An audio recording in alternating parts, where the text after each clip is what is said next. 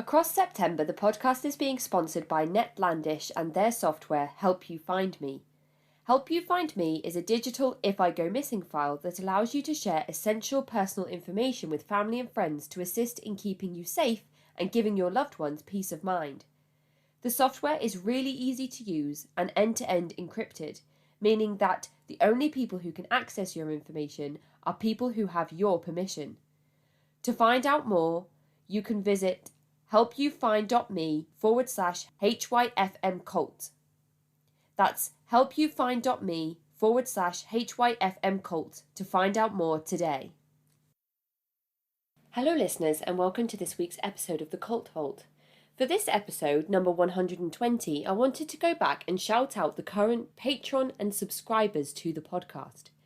On Patreon, we have Darian, Leanne, Avril, Megan, Caroline, Blanche, Amanda, Shelby, Rochelle, Renee, Caroline B, and our two newest patrons, Jacqueline and Emily. Welcome to the group. Your names have now been added to the sponsors page on the website, and I really hope you enjoy your exclusive content and merchandise. Subscribing through Red Circle, we have Corey, Kevin, and Stephanie. Thank you all so much for your continued support. Although your monetary contributions mean that you can access exclusive content, you guys are also ensuring that the main podcast stays completely free, with episodes being released every Friday. And I know that I say this a lot, but I am forever grateful for your continued support. Anybody interested in supporting the show in this way can do so by visiting patreon.com/cultvaultpod and contributing the show from just £1 a month. Today's episode is with T, who talks us through his time with a branch of Sufism in Middle America. This episode does come with themes of child abuse, spiritual abuse and more, so please listen with discretion. Now here is T.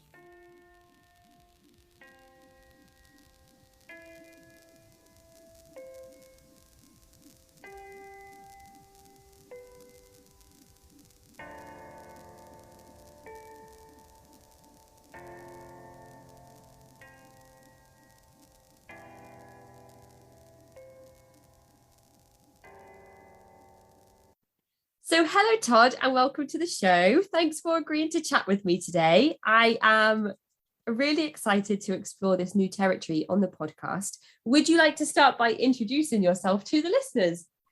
I will. My name is Todd, although I want to say that I've just started going by T. A little bit of a name change feels good to me right now. And I'm in Illinois, America, where we just in the last hour received a new mask mandate from our governor. Wow, and okay. So we're in the middle of all of it. And I'm in the south of the state, which is a very low vaccination area. Right, So okay.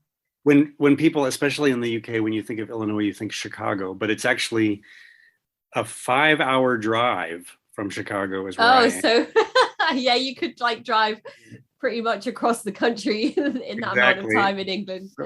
So I'm still in Illinois, but I'm very far south, very close to Kentucky, and the culture down here is a little bit more like the American South than it is like Chicago. So that's all. And with this mask mandate, is that something that you're kind of on board with, being in a low vaccination area?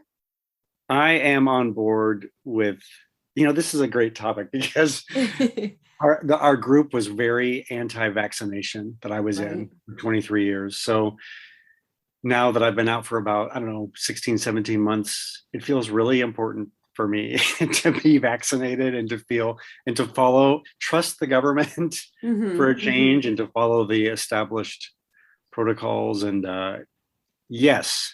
Especially as well, to probably just to have the independent decision on whether you're going to go and get the vaccination or not, kind of just to decide for yourself. It does feel good, and it feels good to just, trust the science is something that is meaningful to me beyond maybe the normal person who hasn't been through 23 years of not trusting the science. Yeah, absolutely. And I'm sure that that's something that we'll get into as we Yeah. go on with our conversation. And we're here today to talk about your experience with a Sufi offshoot. Is that right? Let's just say up front, it's a Sufi group. It's Sufi as in Islamic. And before I go into anything, I really want to separate those traditions from the experience that I had. Right. So Sufism is beautiful. Wow. The heart of it, the literature, the rituals. Islam also is something that I bear no hard feelings towards as a religious tradition. I learned Arabic, I learned the prayers, I did all these things, and do not connect my experience with this group with those traditions in general. But yes, they were, the group I was part of was called Daimi Tariqat. Tariqat in Arabic means the way or the path. And there are many, many different manifestations of Sufism.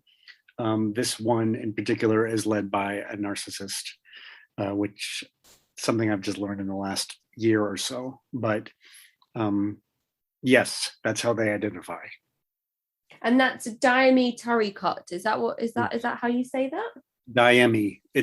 Daimi is also an Arabic word that means ancient and eternal. Okay. So together, and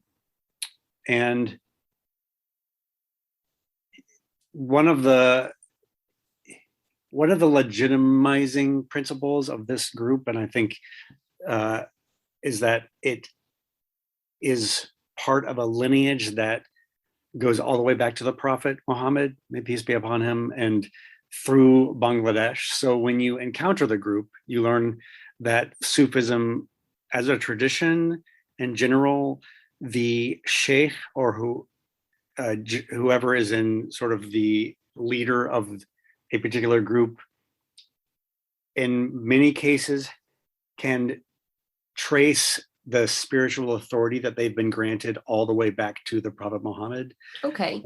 And that's important. So the word Daimi is sort of is a name that came through kind of the Bangladesh cultural manifestation of this particular lineage.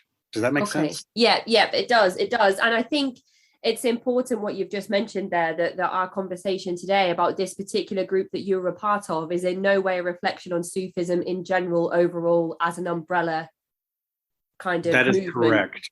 There are so many different ways that operates. Yeah, absolutely. And it's always like we say as well, when somebody will come on the show and say, this particular group I was a part of, let's say it was a fundamentalist Christian group, and the person I'm interviewing will describe that group as a cult. We're not going to sit here and then say that Christianity in general overall is a cult. So we're obviously going to go through and apply those same principles with our conversation today. And can you give us a brief introduction to Sufism overall as a movement, and then we'll kind of narrow it down to the group that you were a part of? Sufism is interesting because let's just say, I was going to say Western popular culture, but let me just say American, because I can't really speak for how it is in Europe. But okay. Sufism became associated with Rumi and Hafiz, and it became sort of mainstream marketable through some poetic, through poems and poets in the 90s. And Sufism here, in my experience of it, was really not associated with Islam. It was just sort of this beautiful, floating, mystical idea, right? And I knew that there were dances, and I knew a little bit about it. I did not, until I met the Daimi Tariqat in 1997, I did not associate Sufism with Islam. But in its tradition and its history, it is sourced in Muslim history. now this is all very complicated, but in certain parts of the world, Sufism is very mainstream in terms of Islam. In other parts of the world, it's very marginalized and secretive because right now, different aspects of Islamic culture are very suspicious of kind of the way that Sufism tends to center around a particular person, and the way that in some areas there are Sufi sheikhs who are revered after death and people visit their shrines. And this kind of culture is a little bit antithetical to certain aspects of Islamic culture. Now, somebody out there is going to know a lot more about this than I do. Mm-hmm. So let me just say that I know what I know through my experience with Daimini Tariqat. So please correct whatever in there that you know better than me. Yeah. And also, if anybody else has any experiences relating to kind of this group or an offshoot of this movement, then I'd love to know more, because this is the first time I've come across any branch linking back to Sufism. So this is new territory for me, and I'd be delighted to know more. So if anybody would like to come and speak about their experiences, then yeah, come and let us know. We want to hear everything. Well, this particular group considers itself to be kind of a manifestation of true Islam.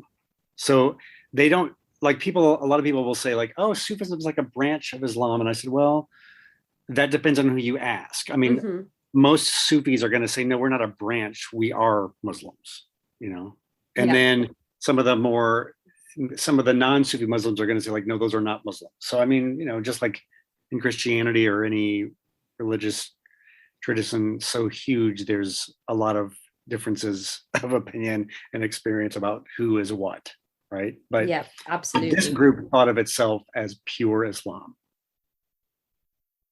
And so you've got kind of Sufism as a kind of, if Islam is the big umbrella on top, Sufism is one of the things that comes up from that umbrella. And then under that, there's this group that you were part of that believed to be themselves to be the pure, the purest of Sufis, or the purest of Islam. Well, it's a really tricky thing. Well, first of all, it was interesting that you said under, because there's not a hierarchy and there's no accountability. Like these groups operate independently. So there is no kind of bigger organizing body. This group is its own thing. And you had said something else, which I forgot, but what did you ask me? Yeah. So I was kind of just drawing on Islam with Sufism as a kind of branch off of Islam, right. and then the group you were part of as a kind of branch of Sufism, and if they thought of themselves to be the true Sufis or the truth in Islam. I'm just wondering, the movement that you were a part of, particularly how they viewed themselves. Gosh, I wish I could. Yeah, okay. This leads me into a whole new thing, which I think this is really good, because I've done a few interviews, and this might take us in a little bit of a different direction. Yeah, so that's fine. Yeah, absolutely. So I was raised without religion. Okay, so I'm kind of raised like an American Democrat, which is sort of like academic family, right? So I became interested in religion really kind of as a political, poetic idea. In other words, I was always really politically radical. And the reason I became interested in religion was because I found these theologians, especially feminist theology, American, I found some writers while I was in college who, to me, spoke, I can't explain it, but spoke a language that I just gravitated towards more than almost any. And there was a woman particular named Carter Hayward, and she was she's a lesbian feminist Episcopal priest. And she would write about like embodiment and co-creation and these kind of radical Christian ideas. And I I just loved it. Like, I mean, I can't explain why I gravitated towards that. I mean, my own history is like I was a gay guy. I'd come out. I was sexual abuse survivor. All these stories are very interwoven, but somehow when I'm 21, I am, this white guy who is kind of radically devoted to these lesbian feminist theological ideas. It's a little bit hard to explain why that was. So then I ended up going to seminary. So, and I was thinking for a while I might be ordained as Christian in some way, but honestly, I could never quite find my way into any kind of Christian theology that made sense to me. I was always sort of like, what is this cross stuff? And I just didn't get it. It Mm-hmm. didn't resonate. But in my mid 20s, I was very committed to a non-hierarchical religious establishment experience. And um, so I was explicitly against what I ended up in, which was a complete hierarchy where we submitted ourselves to a guru. So I look back on that and I go like, wow, how did that happen? Yeah, yeah, you yeah. know? But I mean, interestingly about that, did you go into this knowing that it did have a hierarchy involved, or was that revealed sort of after a little bit of time spent within the group? Well, that this is to untangle this is really the work of a lifetime for me to try to understand Yeah, absolutely. how I was susceptible and how it happened gradually. And so I was 29. I was in a PhD program in psychology, but a combination of lots of things. I don't know. I just was very ripe Mm-hmm, to. mm-hmm. I needed a place to feel safe in the world, I guess. And so a friend of mine invites me. He says, "I met these Sufis," and I'm like, "That sounds weird." And I honestly, I remember thinking, "Well, they're Muslims. They must be homophobic." Like that was because I'm an out gay guy. I'm like, they must be homophobic. I mean, it was a little bit of a stereotype, but I was suspicious. And then he says, "There's this guy named Sheikh Dean," and I was Dean spelled Din, and I thought, well, that's weird. And I remember him saying, "I need to go ask him before you come visit." And I'm thinking, okay, that's really weird. Like, you got to ask his permission. Mm. But my friend who was visiting there, he's a gay guy. And one of the first stories he told me was that the sheikh had brought a friend of his into the community house in Carbondale, and the friend was dying with AIDS. And they nursed him and they gave him hospice care. And they took care of and I thought, well, that's amazing. Yeah, I mean, what Right? year is this as well? This is 97. So it's kind of obviously we've had some progression Yes. with it. We've still got a very long way to go, but there's been some shifts and some changes in mentality and approach and thoughtfulness around that subject matter Yeah. and the LGBT community as a whole, in Yes. to use that term again that you said earlier, Western culture. Yeah. Um, so 97, for you to hear something like that must I mean, was this person that they were nursing, was he a gay man himself? Yeah. So, I Right, mean, okay. so this sheikh took a gay man into his house who was dying with AIDS. They brought his close friend, who was my friend, in. They brought his mother into the house and they nursed him. And what a beautiful story, right? And I was Absolutely, yeah. so that was the first of many stories that I heard. And then he told me that this community had an organic farm.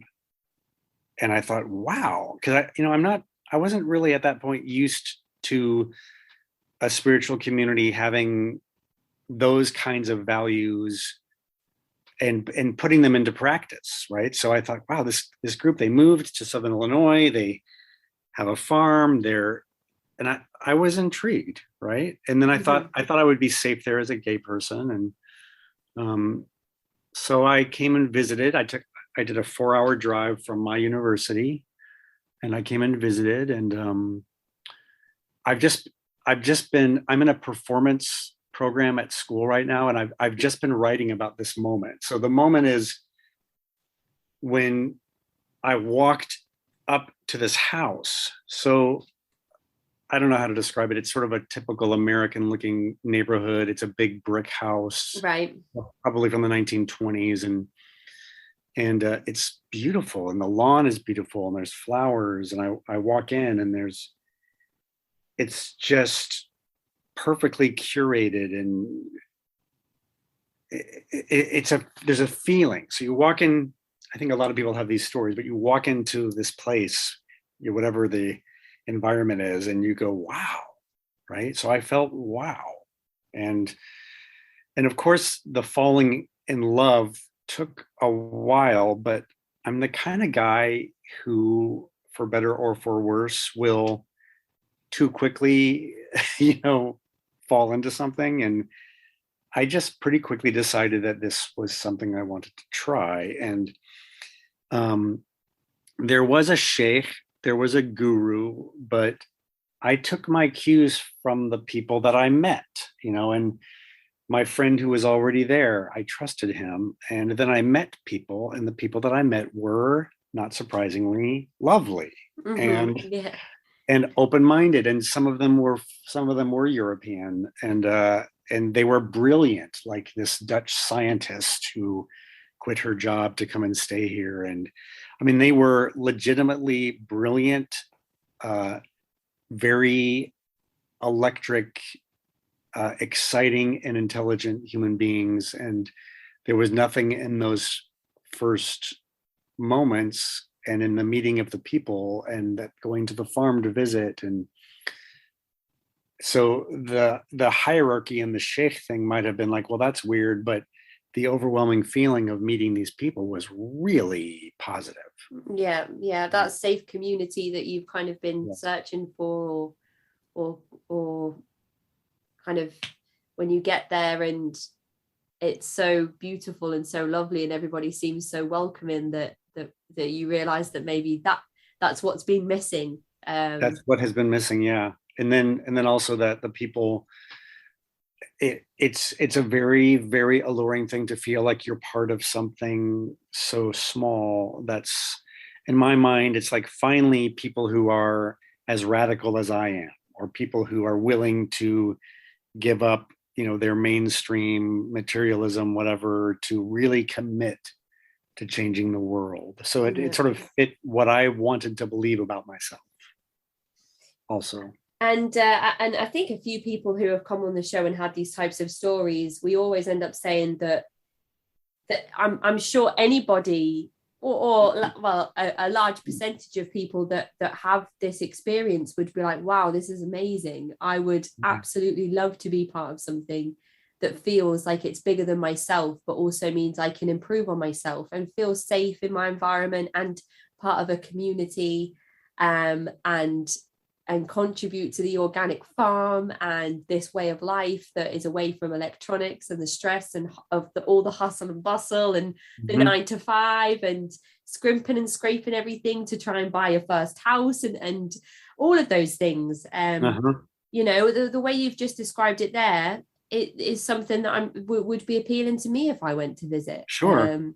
Sure. So it's so hard when people say, well, I should have read the warning signs, because a lot of the time there's a reason why initially there are no warning signs, and sometimes or more often than not with these stories, it's too late when people start to think that there could be something not quite right, when they're completely invested by that time in the environment that they've kind of come and become a part of. Yes.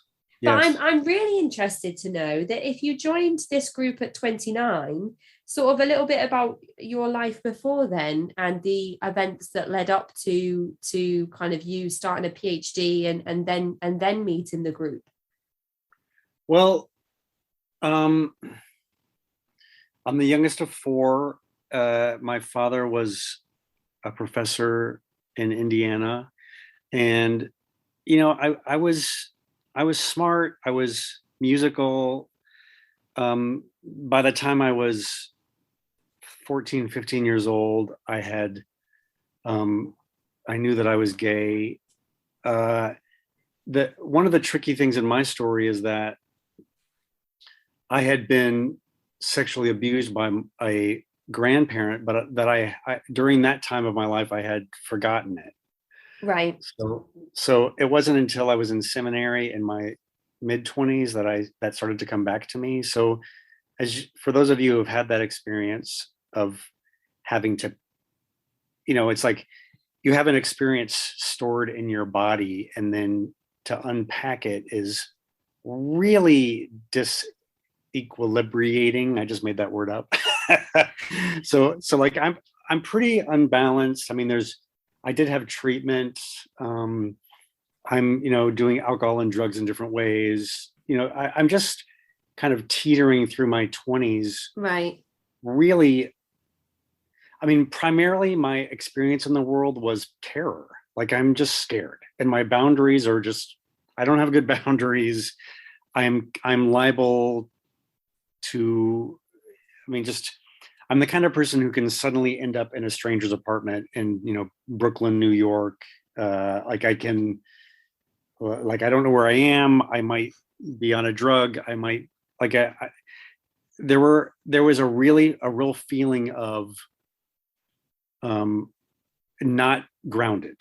Like Right. I did not have the experience of feeling on the ground, feeling like I could make my own decisions, feeling I was not a person who trusted my own instincts, so Yeah, I mean, not. I obviously I have no professional experience, so and I'm not armchair diagnosing, but it sounds very similar to when in disassociation that people feel in themselves when they've been through trauma, and a lot of times without realizing that they have experienced trauma, whether it's forgotten or it's suppressed, or they haven't realized that an experience they've been through is not normal or typical for somebody in their culture or somebody for their age.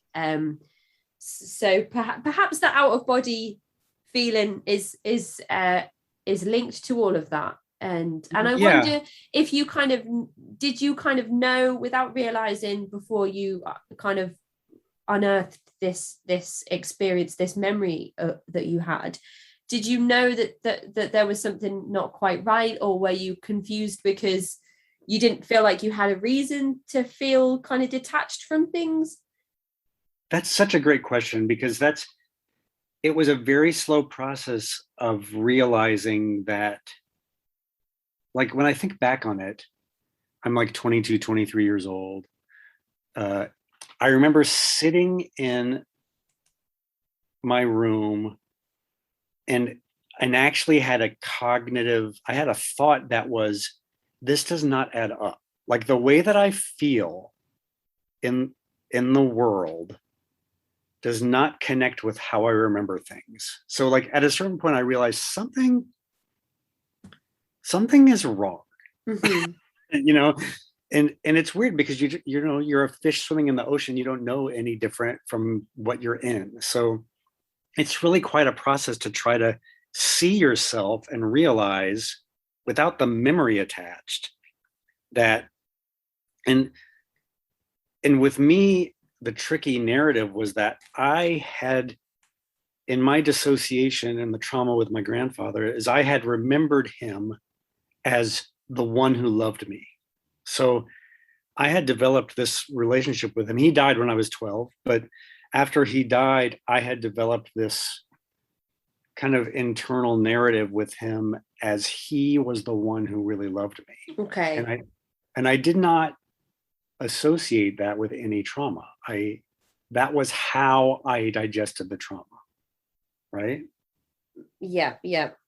And I remember feeling in my body in such a way that it started to come into words that something was not right with him. Yep. and it was a very palpable moment.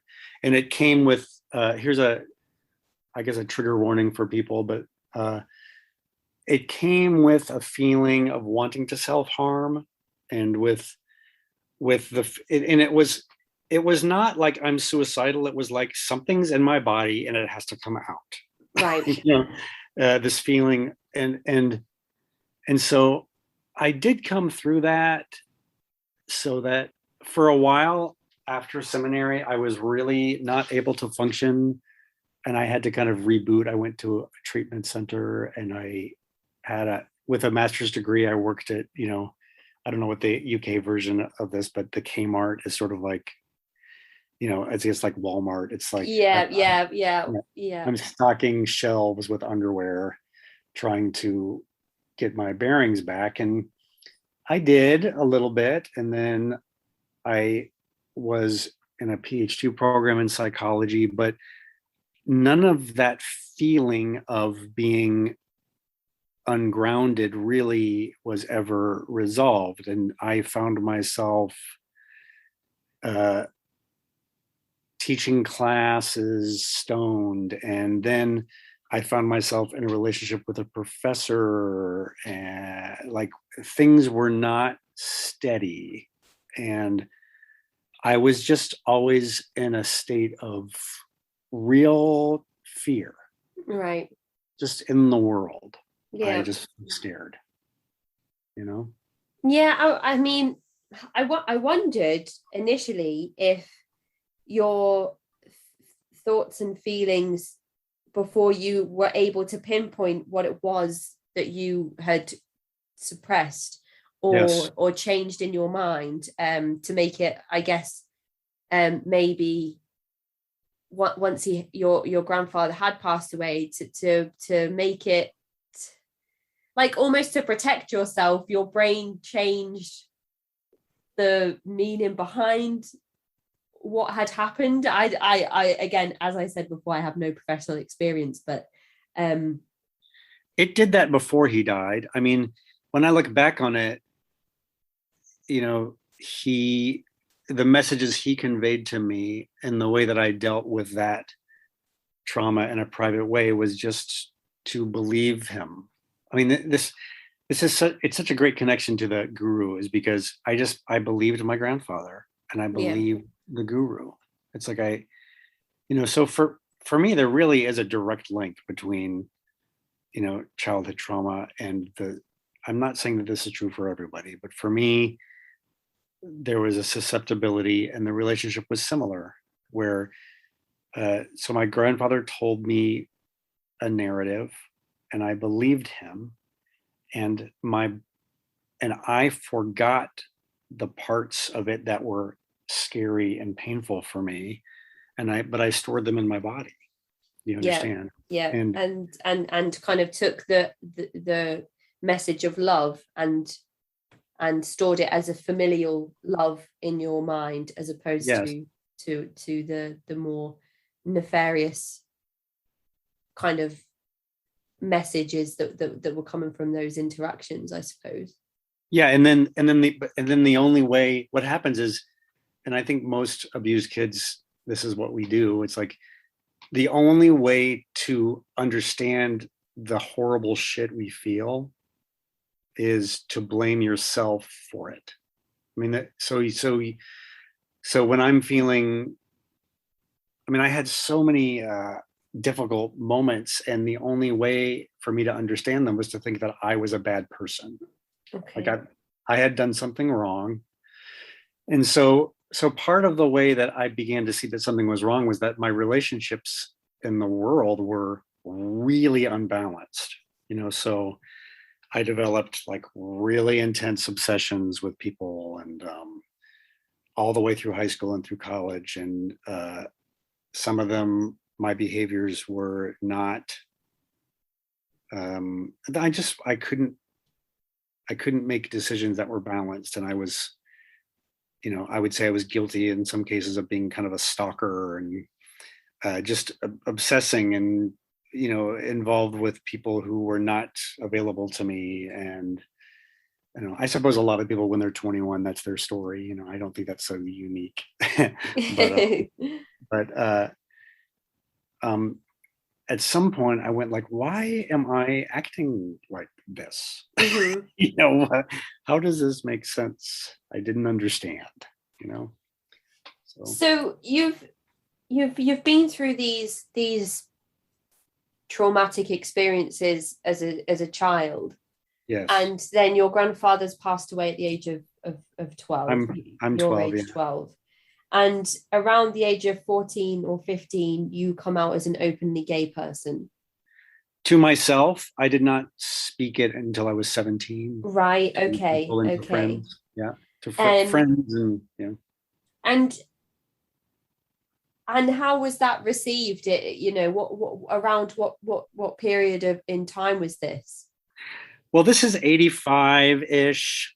I'm in a university town with which had a pretty big gay presence. I think Mm-hmm. mostly the kids who were around me, at least, were.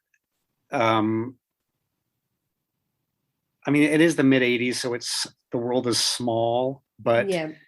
I was really mostly supported, and I did find like I had a great therapist that so and my family, even though this was new to them, they were intellectuals, so they were, I think that helped them uh to not just be, they didn't reject me, they were supportive. And then I was in the very enviable position to kind of choose where I would go to do my college work. and Okay. and so I was able to choose an environment that was very liberal. So I ended up at a college in 1986 in Iowa. May sound strange. It's very rural America, but this particular college was very open-minded. So I found myself in a place where being gay was totally not an issue. That sounds amazing. Yeah. Even now, I think people are lucky to find those environments. So Yes. that sounds great. Yeah. So I was out. I was comfortable. I was able to express my ideas. I was politically, tuned in. All those things were happening. Yeah, and that's great. I was going to ask if you felt like some of these thoughts and feelings that you were having about yourself before you kind of worked out what it was in your early 20s, if it was because you were out as a gay man. But it doesn't sound like you had one of those experiences where you struggled to be openly uh, openly gay and kind of being authentic to yourself and everybody else around you. It doesn't feel like that would have contributed to you feeling like maybe you were it's hard for me to word it correctly, but a lot of the people I speak to, especially from Christian backgrounds, Yes. will they feel like they can't live their authentic life because of I see what you're saying. I know what you're yeah. saying. Okay, so there was a dissonance, and what I mean is that I'd be like, well, I'm gay, blah blah blah, right? But I had a lot of I had a lot of personal problems manifesting that in any kind of way that felt comfortable. Okay, so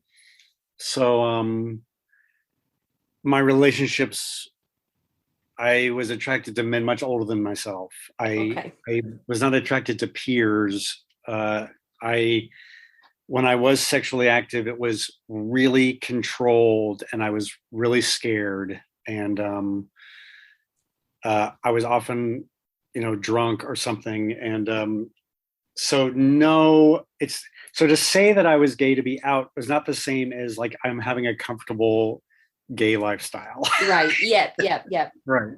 I couldn't find a way to feel at ease.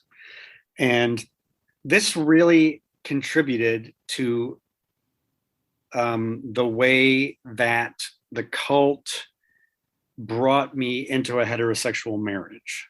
So about 2 years after I joined the cult, I got married to a woman, and I had not been in a heterosexual relationship since, um, I don't know what you'd call it. And it's like sixth grade. So I'm about 12 or 13. Right. That's the Okay. last, Yeah. Yeah. you Year know, that's, nine, that would be in England. yeah, okay. Yeah. So, you're starting, at some point, I had a girlfriend then, and at some point I just gave it up. I'm like, this is not working, Yeah. Yeah. And then so suddenly I'm in a relationship with a woman. And so that process is really challenging to describe. But I think Casey, this is a really cool way that you've brought my thoughts together here, because, okay, so you have the vulnerability, you have the shaky footing. And then, even though I would have denied it, I had some pretty negative views and experiences of myself as a gay person that, let's just say, I was in a position where I was susceptible to different ideas about that. Right.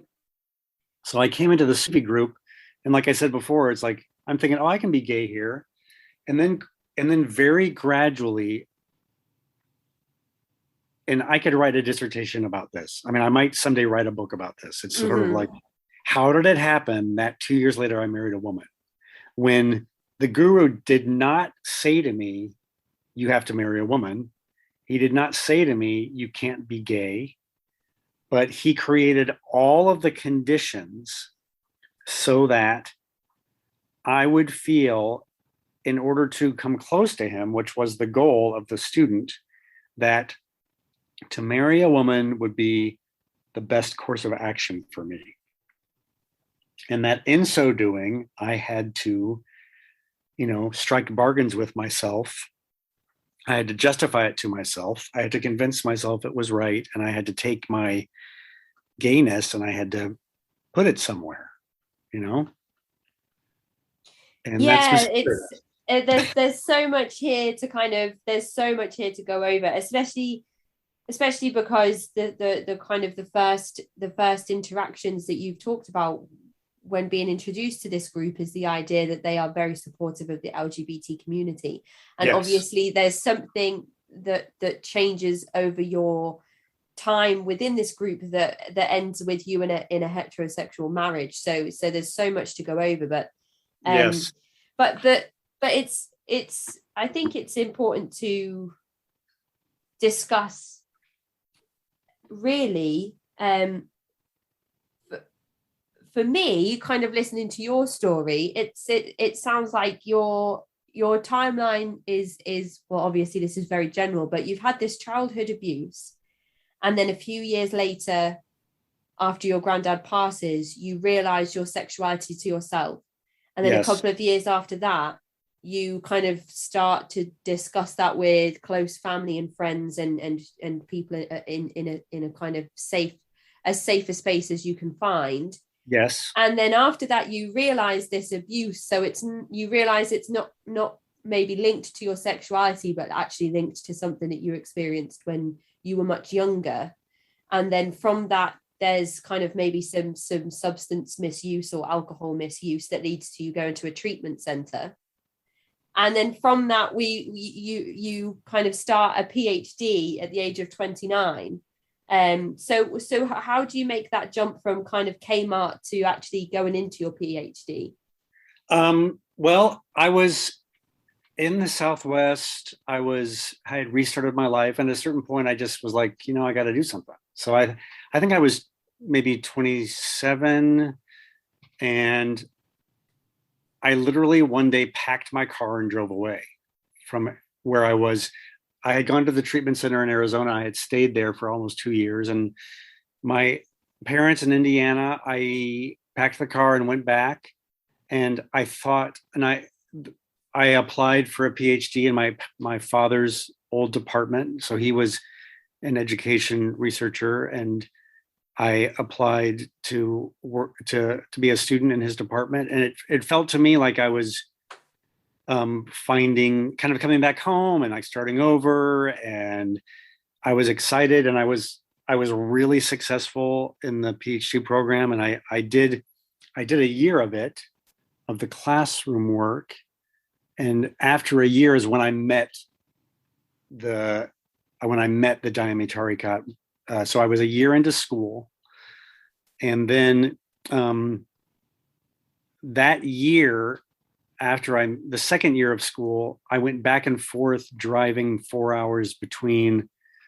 And then there's this thing which I'm sure you've heard of called love bombing. So I was really kind of showered with, I mean, so much love and attention. And then the guru bought me.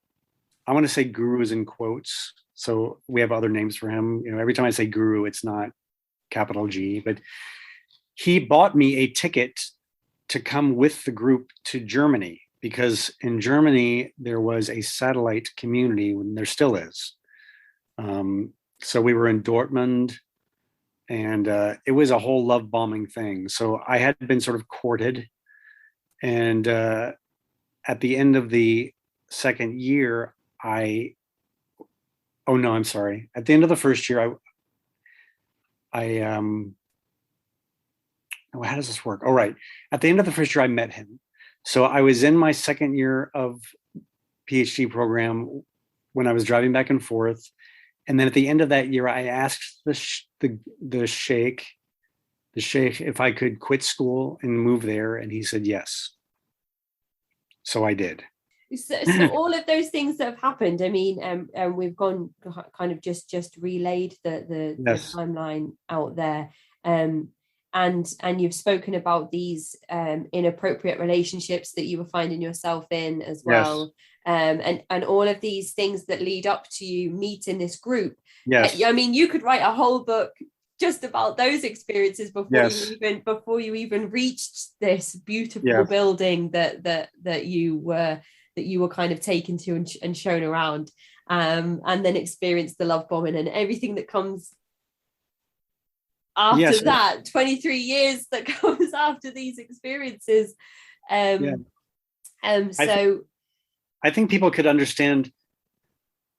I think anyone could, well, maybe not anyone, but the dominant feeling that I had with the Sufis in the first year and a half was protection, was safety and protection. So I had such a feeling in the world of being vulnerable, and that had played out in so many ways.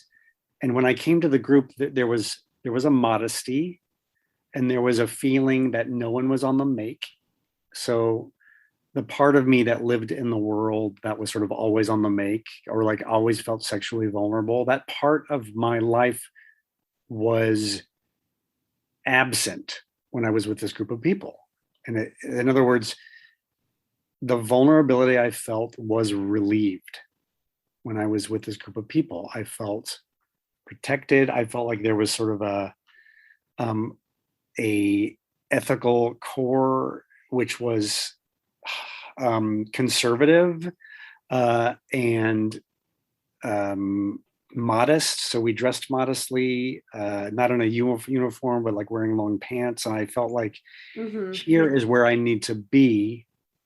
And I liked it. Does that make sense? Yeah, and you kind of you finally felt like you had that safe environment that you talked about looking for all that time. Yes. It's so difficult to. Everybody needs a space like that, and and when you find one, it must be so hard to even try and find fault or be critical about your surroundings when you just feel so comfortable and at ease with everything, and finally feel like you found something you've been searching for close to a decade.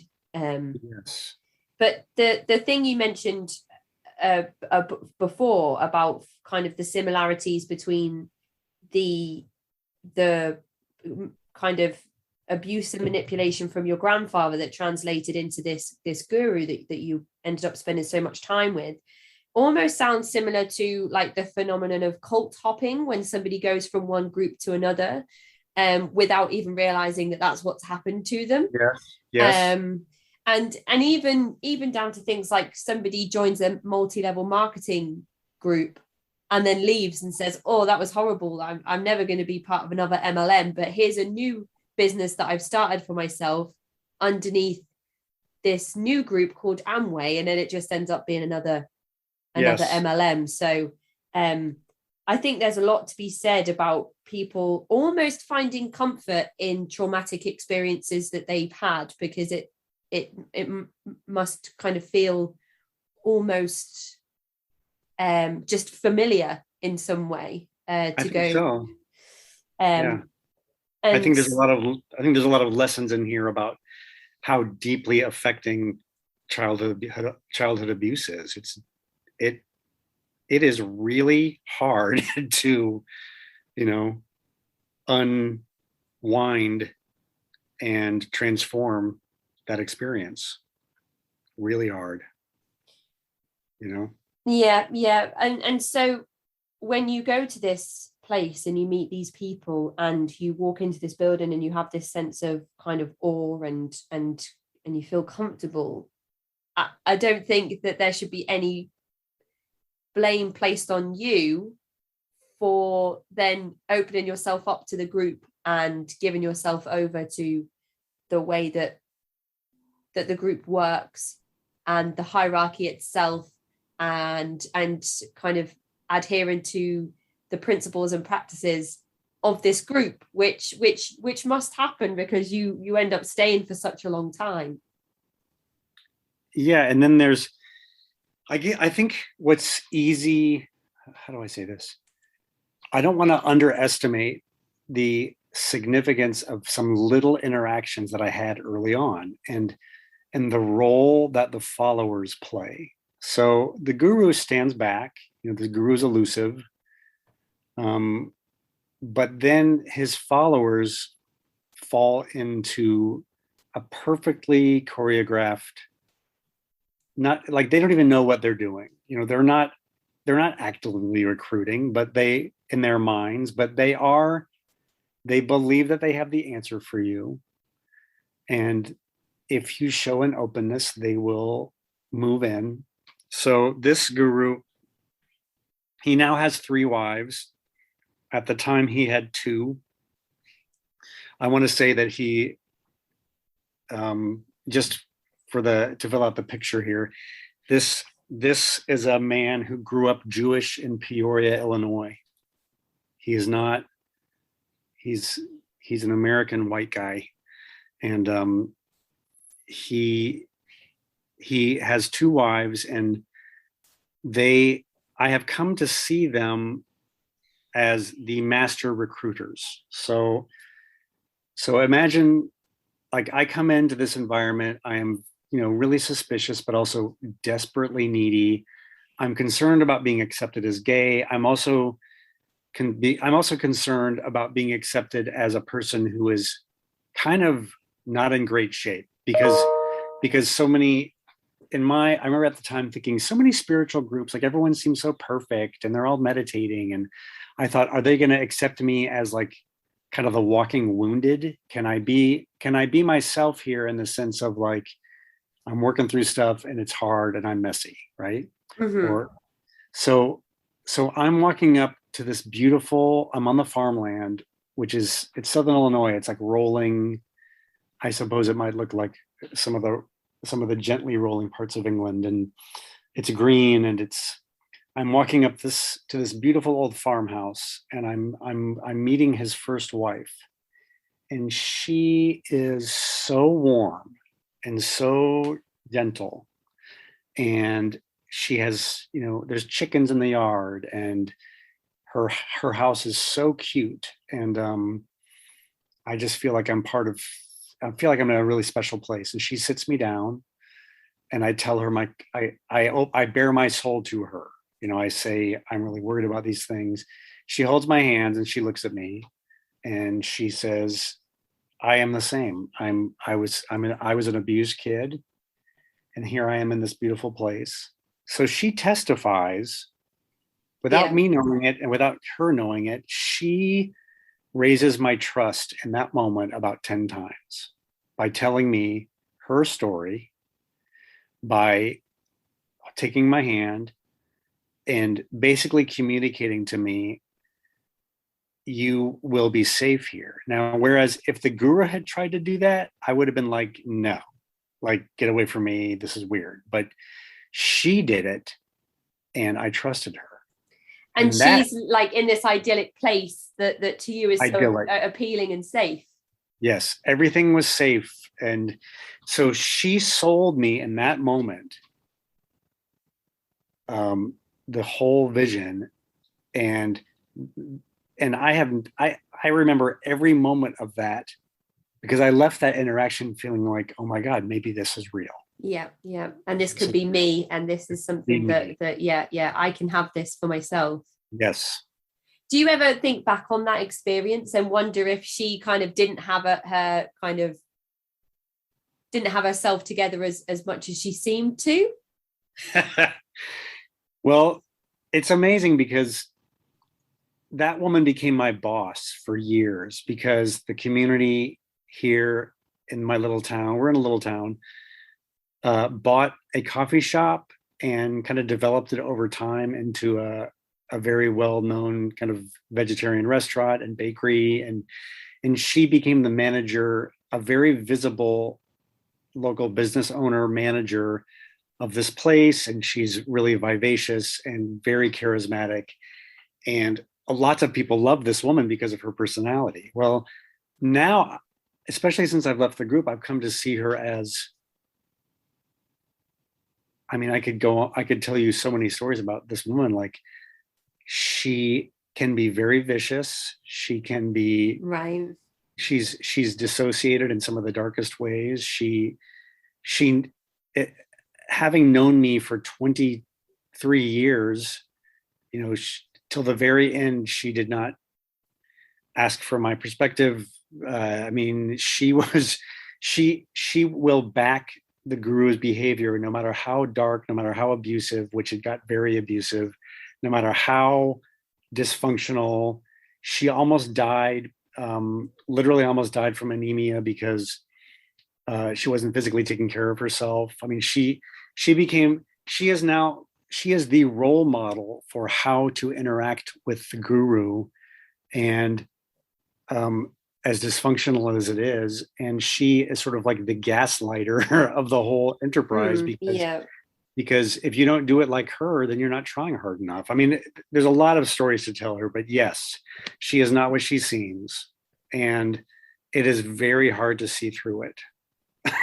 Very hard. Especially when it's kind of presented to you in such an ideal way. Like, I have this, beautiful home, and this is my beautiful life. And I've had those similar experiences that you had as a child, those awful traumatic things that happened to you, but it doesn't matter now because my life is all sorted out. It's all sorted. And I think it's just important to just mention that was never the case, or at least at least not forever. Maybe it was for a certain amount of time.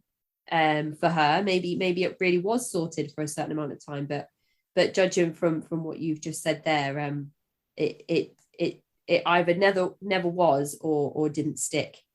No, and again, there's a lot of details here, but the restaurant, because of her management style, is now being sued by the Department of Labor. The United States Department of Labor is suing this restaurant for labor practices, because people are, like in most cults, we are underpaid, expected to work too many hours, and that ripples down to other. Not everyone who works there are cult members, but there have been a lot of bad experiences working for her. And I mean, it's not really my story to tell, but she was the first wife. So imagine being married to a guy, and then gradually he takes on this mantle of being a guru, and part of that is that God tells him to marry another woman. Oh yeah, that would be that would be just soul destroying. I think that'd be so difficult. Yeah. So she's lived through that, and then she lived through it again, because 15 years later he took on a third wife, and it just kept building. So by the time you're in close, you are, you know, subscribed to this experience where all kinds of really crazy, horrible things begin to happen, but we are prepared and schooled and encouraged to digest them as something that an enlightened leader is allowed to do because their behavior is divinely inspired. And the fact that he goes on to take not only a second but a third wife, and she remains within this marriage with him, is testament to testimony that is what happens. It's almost as if these actions that these things that the guru does, they go unpunished or unquestioned because she's still in this marriage with him, despite him going to find other multiple partners to be with. That would just be absolutely heartbreaking for me if my partner told me that he was going to marry 2 other women. It's and I understand that is part of some people's culture. It's not just not something that I understand. And it would be really upsetting for me if my partner came and said to me, you know, I'd like to marry another person. I'd be like, okay.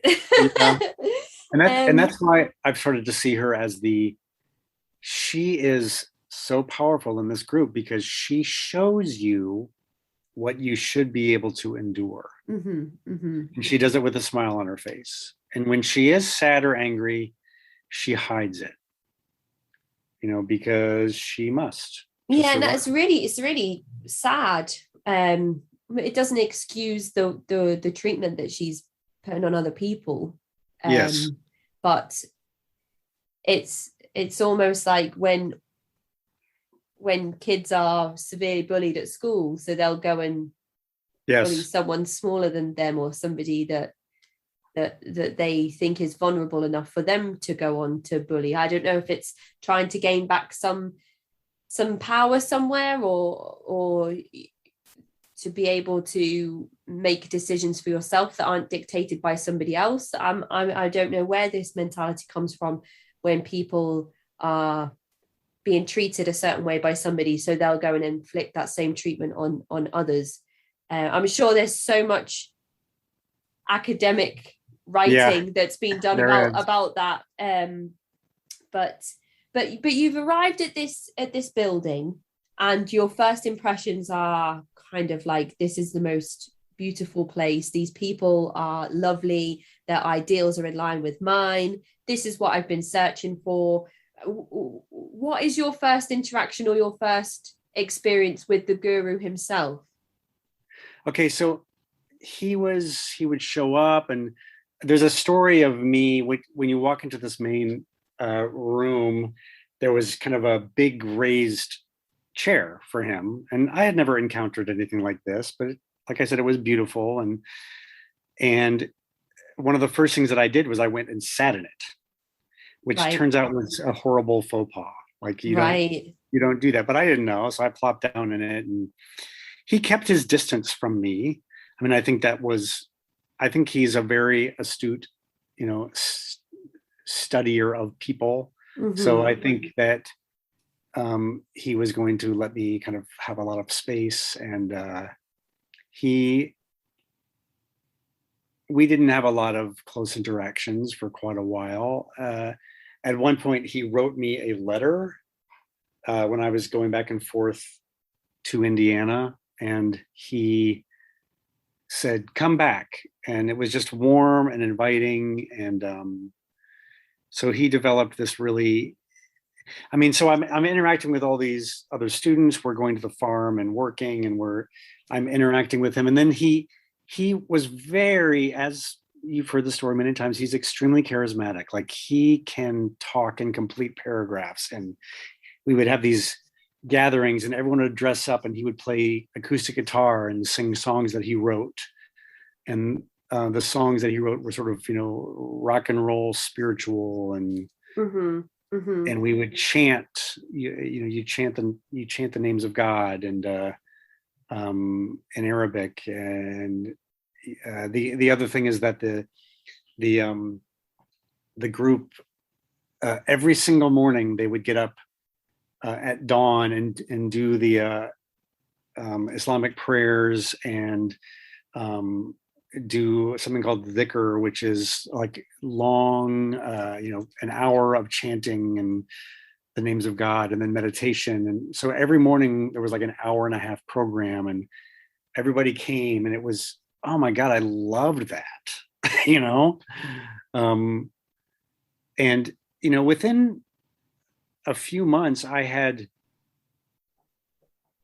like, as hard as I worked in graduate school where I was very successful, I had decided I can use my skills and my smarts and my creativity, and I can really pour myself into doing this really well.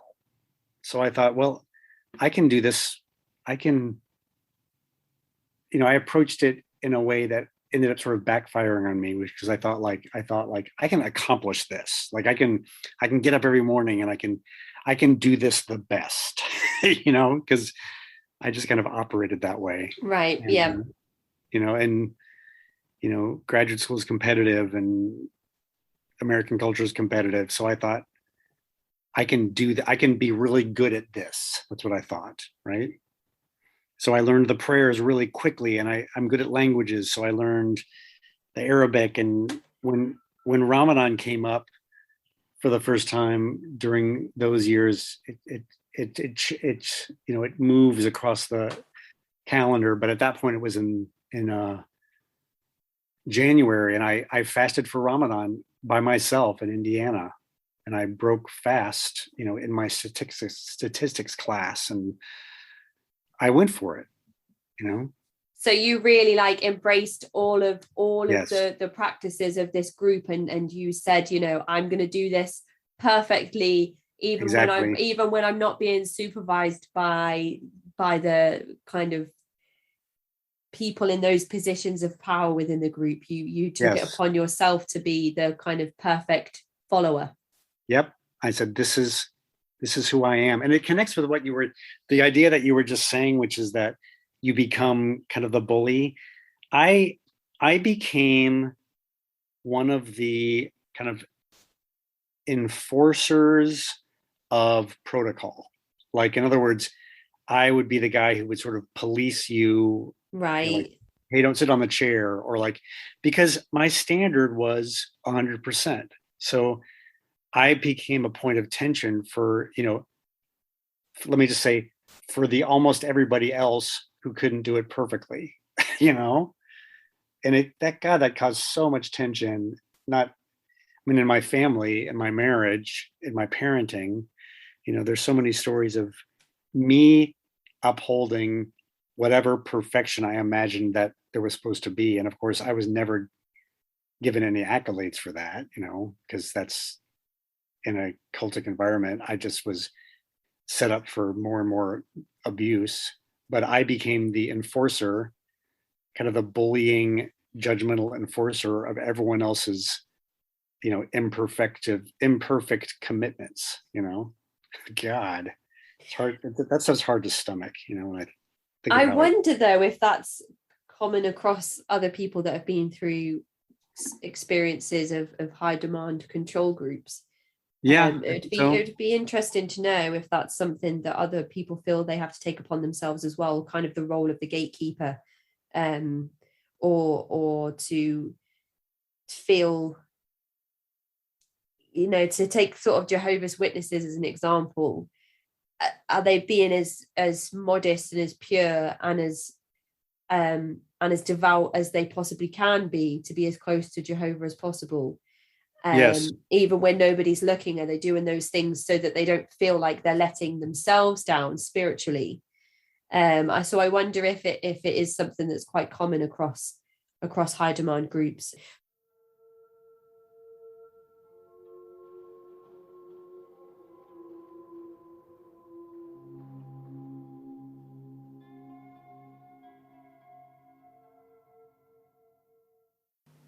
One more quick message from this month's sponsors.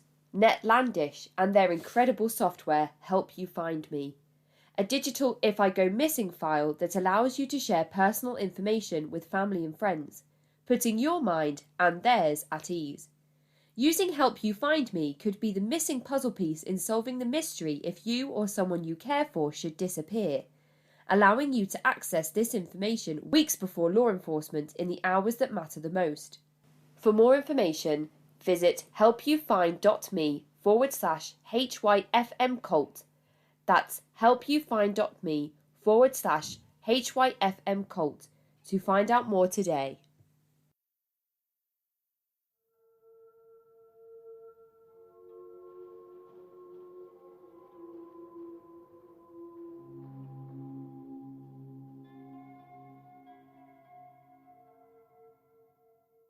But did you realize at the time that there could have been some parallels between you seeking out older men who and being in those less than ideal relationships with men that have these roles in life, and you're kind of, did you realize that there was some similarities with this guru that you'd found? That was always in the background. Wait, I should ask you, am I allowed to curse or not? I always say, this is your story. You can use whatever language you would like to use. Because I naturally curse. So that's absolutely fine. Yeah, the episodes are always marked as explicit content due to the themes that we often discuss. Yeah, all right. Well, great. Thank you.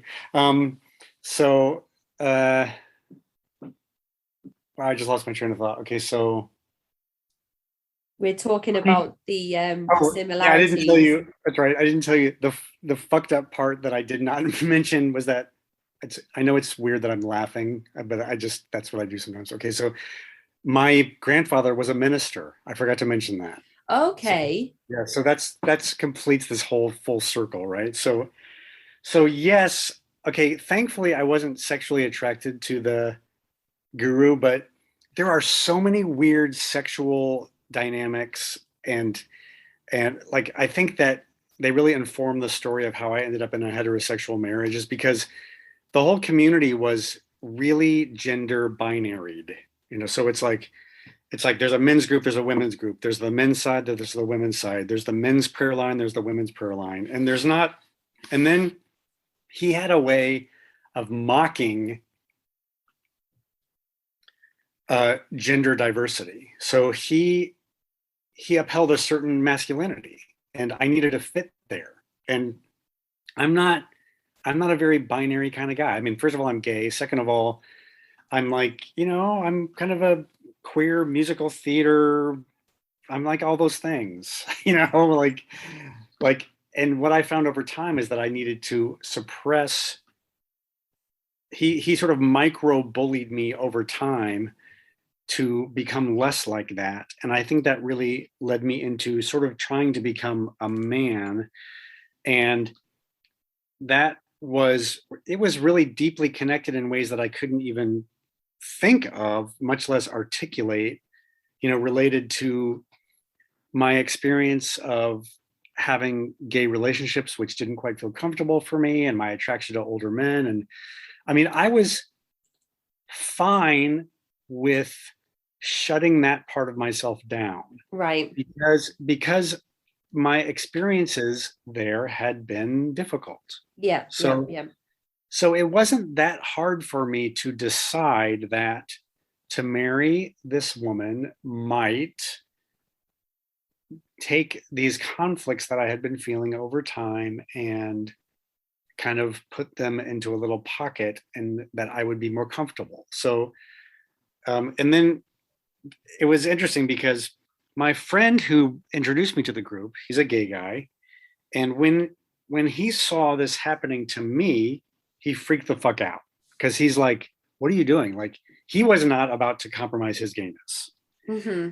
And when he saw me being kind of gently coerced into this heterosexual marriage, he confronted me directly. And and my response to him was like a good cult member to just say, like, look, no one's forcing me. Like, this is what I want. Like, what's wrong with you that Yeah, you're yeah. freaking the fuck out about this? Like, why are you being all super charged up about it? Like, I put it back on him, and you know what? He walked out the door and never came back. Yeah, like I'm getting married and you Yeah. should be happy for me. Yes, exactly. Yeah, like you don't Yeah. understand. And then in my mind, deciding in my mind that he was lost in the world. He's lost in his own compulsions. He's not strong enough to submit, like all the things that I thought to myself to judge him by. Hmm. Right. And this lady that went on to become your wife, and did you choose each other, or was it kind of like a matching ceremony, or were you recommended to each other? How did that relationship start? We found each other, and he, as a masterful kind of American master, literally does everything correctly so that he can not be culpable. So like Right. Yeah. he never tells you, he never instructs you. He says, I never he's so no, she and I decided, we came to an agreement. We went to him, we asked permission, and he said, well, okay, like I'm not going to stop you. And then, you know, um, I struggled through all those years to try to have a sexual relationship with her, and we're both very loyal people. So for 20 years we tried to make this work. We justified it to ourselves. At a certain point, about 5 years ago, I was at a point where I'm like, these are the words I'm going to say now do not reflect my actual thinking about it now, but at the time I thought, well, maybe I'm just gay. Like, am I just gay, you know or should I keep trying to make this work? And in the ethic of our community, we were always supposed to go to the guru to ask, major life issues, decisions, whatever. And over time, I more and more avoided that because he was so abusive to me. But still, I was supposed to want to do that. So Hmm. I went to him and I asked him that question directly. I said, am I just gay, or am I, is this, because my marriage was very uncomfortable. Everything was uncomfortable. Everything in my life was uncomfortable, but I blamed myself for that. So I went to him to ask, and he said to me, do you really think that you would find a man who is a Sufi who would live the life that you live? So he, instead of questioning whether this path that we were on was best for me, he assumed that it was, and he asked me if I really expected to find a man to share this life with me. And I said, well, of course I don't. And I humbled myself, and I left the room deciding that I would stay married because that Oh, was the that's right thing to do. so heartbreaking though that you had that thought about yourself that you didn't feel like worthy, or that you wouldn't be able to find somebody that would make you feel comfortable and happy, Yes, and and that he encouraged that thought, and yes, probably spoon fed those feelings as well. That's really really really heartbreaking when you yes, hear people think and see themselves in that way. This guru, I mean, you said that he's like a white American man. yeah. What is his upbringing? What's his journey? How has he ended up being the guru of a movement that has its own community? And what is this man's story? Well, I mean, I can give you a few highlights. He was brought up Jewish and uh, pretty in a smart and um, pretty well-off family in Illinois. He came up north in a town called Peoria. He ended up coming down to Carbondale for college. He was very early in his life interested in meditation and other practices. So he was involved with early a bunch of different early movements. He was precocious. He was really smart. He's very well spoken, and I've learned a lot. There, do you know a writer named Dan Shaw? He writes about narcissism and cults, and anyway, he writes about this personality, and there's something about this man. He's definitely a narcissist, but he just sort of went on to find his own, he found legitimacy by being sort of given this spiritual mantle by a guru in Bangladesh.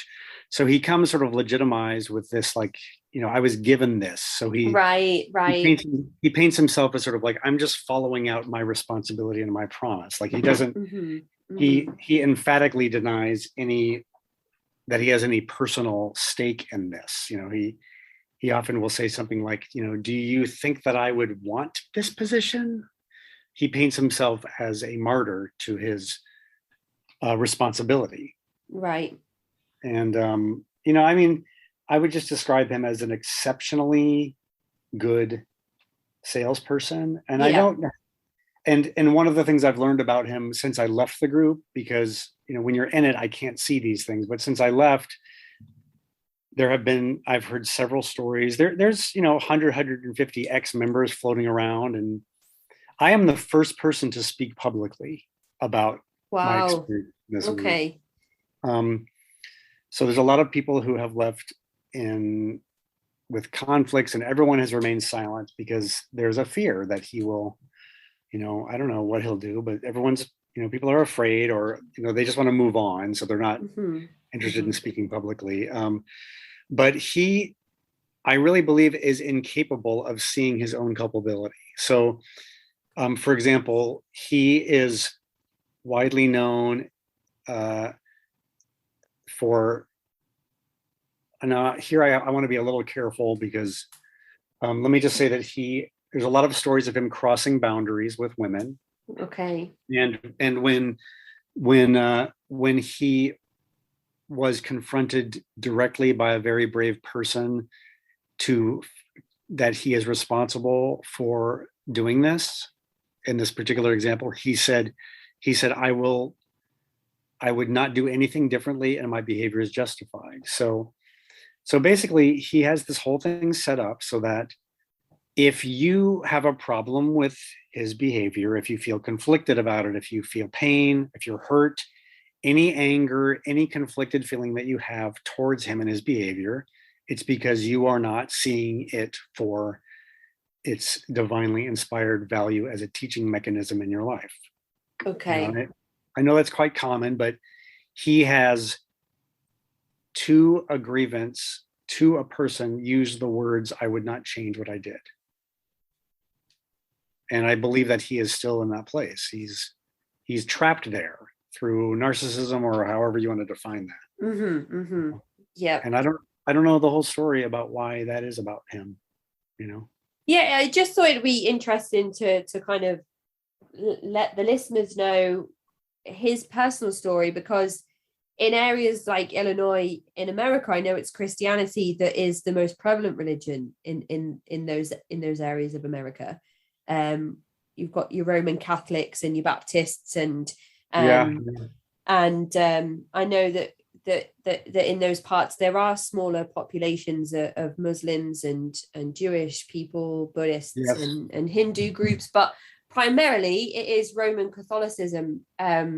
So I kind of just wondered how this man found himself the leader of a branch of Sufism. It's just interesting to kind of pinpoint that.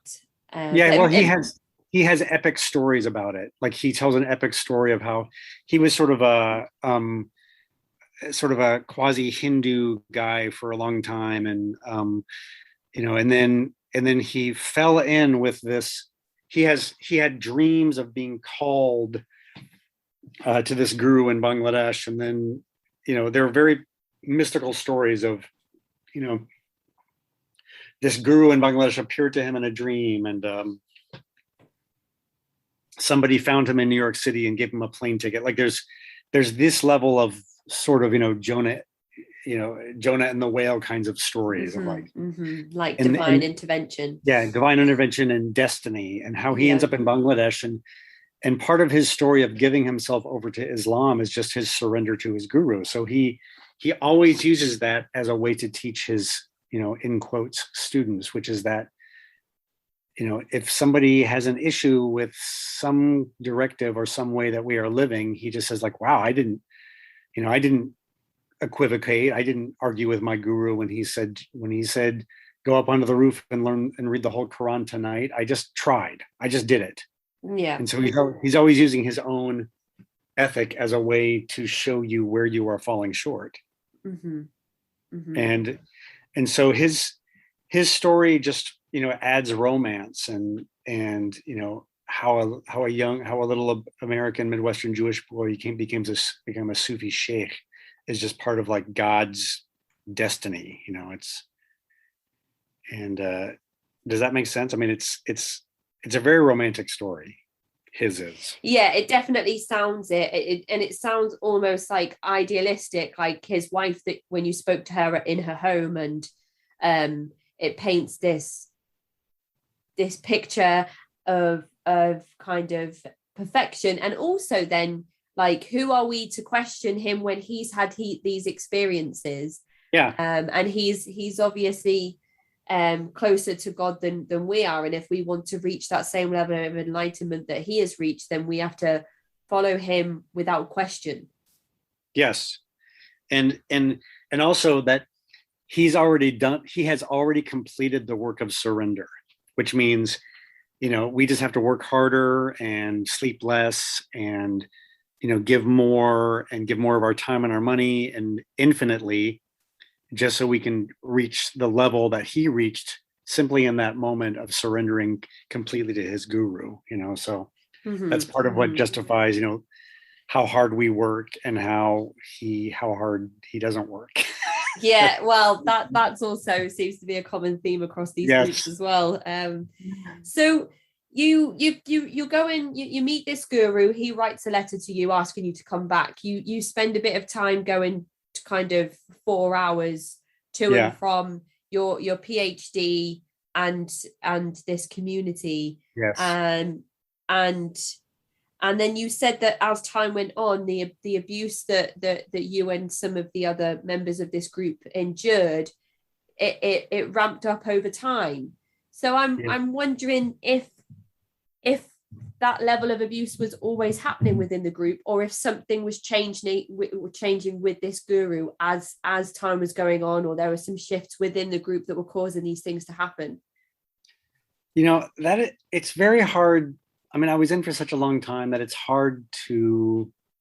is really hard to trace that. I think that he was always extremely hard on a couple of the closest members, particularly his second wife.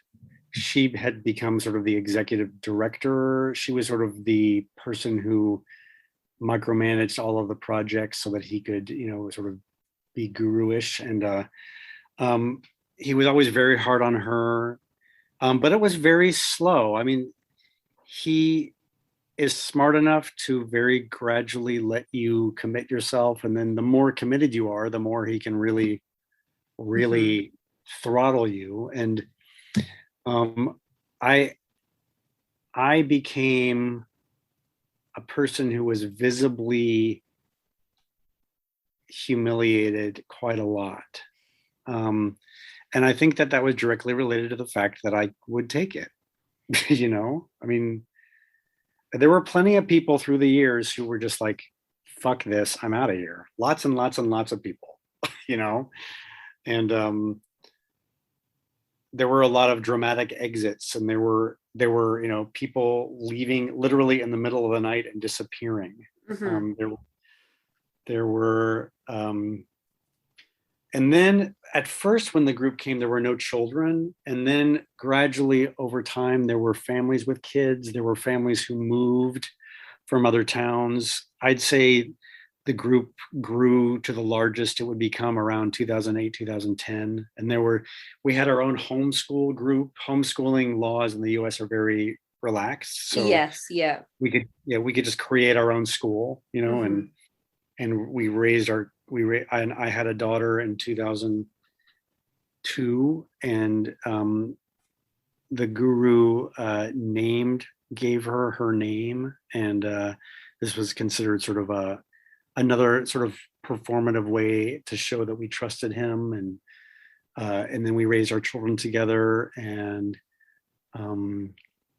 one of the stories, you have probably heard this on another podcast, but one of the stories that I tell about my sort of the peak of my own dissociative relationship with him was that I had always been a musician, and I played piano and I wrote songs and played the drums. And when he found out that I was a drummer, he that day took me to a store and bought a drum set and put me behind the drum set, brought out his electric guitar, and we made a band. There was already a little bit of a band, but now I was the first drummer, and now there was a drummer, and we had a band. Okay. And I was in this band for years, and he was legendarily bad at parts of music. I was just waiting for you to either say like, and he was incredible, or and he was terrible. No, I didn't know which way it was going to go. So, it's exactly. I know there's a lot of comedy in here. Now I have to say, have you seen the NXIVM documentary? Yes, yeah.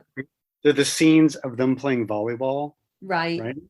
It's exactly the same. When I saw those scenes of the volleyball games, I was like, fuck, this is exactly like band practice used to be. So, so we'd be playing in the band, and I was so privileged to be his drummer. Like I had like mythical ideas of like, I'm his rhythm keeper, and I'm so intimate with him, and right, But this guru, like the leader of this group, the man himself, he's gone out and he's bought you a drum kit, and he said to you, I want you to have the responsibility of playing the drums with me and being in this band with me. Right. Exactly. I mean, like I got this special time just with him every week. And then the way it was like the volleyball game is that, everyone would crowd in just to listen, and people would dance. And and every note he played, it was as if it was the divine essence of melody. Right. And I too, for years, I sat there and I convinced myself, I did everything I could for years to try to adhere to his way of playing music. And that included crazy ass tempos, and he could at least sing, and he could play his guitar. But he always played the same. He was nowhere close to any kind of sort of virtuoso musician. But the worst was that I'm the timekeeper, but I had to also follow him. Okay, this is like a logical fucking horrible Rubik's Cube hell, what I'm about to explain to you. So like, I'm the timekeeper, which means I keep the time. However, I also have to follow him because he's the guru, and I must submit myself to him. He is at any moment liable to turn around and yell at me, which he did thousands of times, for being too slow or too fast. He could not keep tempo. He would drop notes. He would suddenly do a 2-note. He didn't know that he did that. So he was always yelling at me for shit that he was doing. And in my mind, I had to, with all my might, convince myself that he was right. So I lived in this unending threat of knowing that he was fucking it up, blaming myself, and trying to follow him. So like, I covered his mistakes for years in that band because I have a really good sense of rhythm. I have a good sense of melody. I know when something's out of tune. I know when we're in the wrong key. If any instrument I'm that annoying drummer. Like if any instrument is like playing the wrong note, I'm like, that's you should be playing a B flat. Like, and I'm, and so I was trapped there. And then he would hurl verbal abuse at me. And then when we did 3 tours of Europe with this band. And he Wow, was, 3 tours. yeah, yeah. How many? What was the audience size? It was different. I mean, we play like little clubs, mostly Germany. We played Belgium. We played France, Switzerland, Poland, like little clubs, like little blues clubs. And we never got over to the UK, but he would literally introduce me as, this is Tarek. That was my name. Tarek on the drums. Everything is his fault. Right. And I would laugh, and he would laugh, and it was the big joke. Do you think he knew he was bad and he needed a fall guy?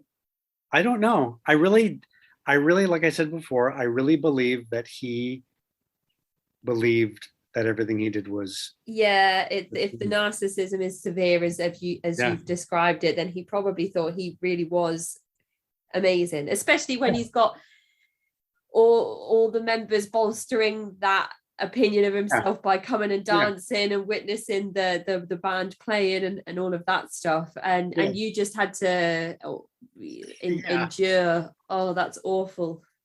And then my wife and maybe even worse, as my daughter had to watch for years him treat me that way. And then it's exactly like, that's why when I saw Keith Raniere with that fucking volleyball, like, and that he's like instructing people how to play volleyball, you're like, and they're like, they're watching him like, oh my gosh, thank you for teaching me. And I'm like, God, it's so horrible to see that moment of dissociation where people are. Keith positions himself as an expert on something so random as volleyball, and he is like teaching the devotees how to play, and they're just imbibing it as if they are learning some sort of spiritual tenet. I mean, it's so nauseating to watch that, I mean, it's got to be difficult for you on many levels to go through these experiences, because you're if you're musically inclined, not only have you got to endure following his lead when he's so wrong, but you also have to listen to him being so wrong. You then have to endure the emotional, spiritual and verbal abuse that he's inflicting on you, and then you also have to endure it whilst your daughter's present and witnessing you going through those things as well. Yeah. And then you take that whole experience and you decide that it's fine. Yeah. Oh, that's crazy, isn't it? Yeah, it is definitely I get these sometimes during these interviews. I get this moment where I get like I call it like butt clench syndrome, like where something makes you feel so uncomfortable that you just realize that you're clenching your butt, like, oh no, like a cringy almost uncomfortableness. And that is exactly what just happened to me then when you were kind of explaining that experience in particular, especially because it's like public shaming. You're having to go through these experiences, not even on a one-to-one in a private room. That would be so uncomfortable and so difficult to experience, but to go through it in a room full of people, not always just the core group itself, but with random members of the public who have come to watch your live show, like it's there's so many layers of why that would make anybody feel just ashamed and uncomfortable and unworthy and less than, and all of those things that he wants you to feel so that he can remain in these positions of power, I'm assuming. And you know what I realized as I'm talking is that was part of me being able to do that was part of my pride at doing it perfectly, which is that I became kind of the role model for how to endure his behavior. It's and it's such a common theme that we hear about on this show, and something that I think is another one of these things that's quite common across high demand control groups. This is just one example of a coercive tool that this man has used as well against you personally, and this is just your story, and you've spoken about how people just left in the night, and how there's been 100 to 150, probably more people that have been through the group and left. And when you decided to move there full time, what are the sleeping arrangements in this place? How many buildings are there? How is this place funded? Where does the money come from? The money comes from his followers. He does not have an income. He might be, it's all very secretive, but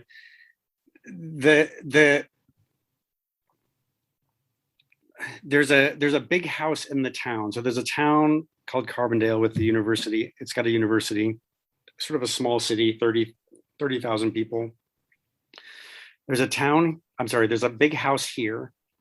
The farm is about 15 miles south in another little, it's not in a village, it's just in the rural area. And then there's some businesses. The community owns about 10 to 12 properties in the town now.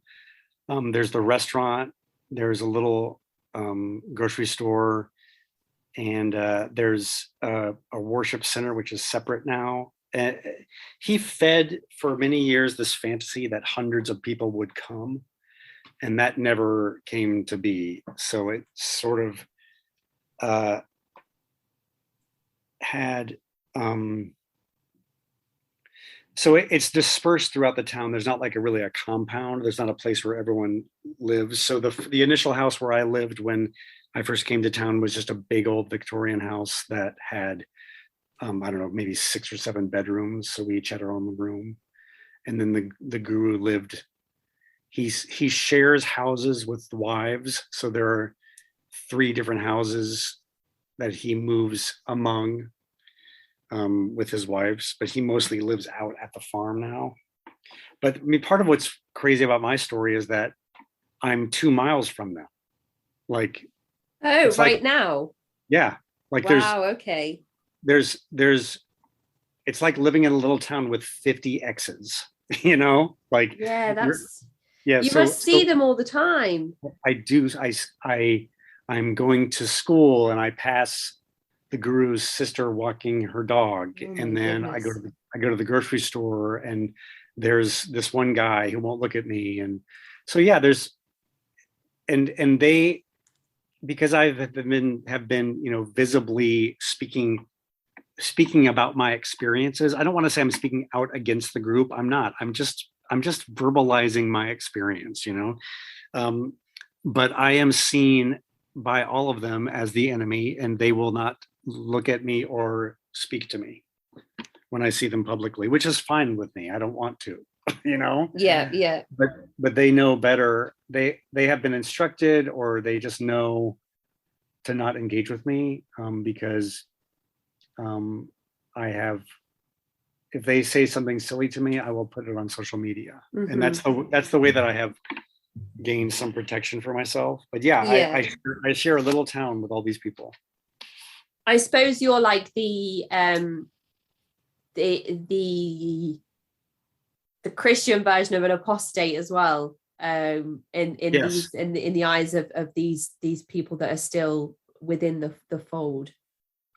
Yeah, when you're in the group and somebody leaves, the only way to maintain your own narrative is to believe that they are weak or crazy or something. I mean, you can't.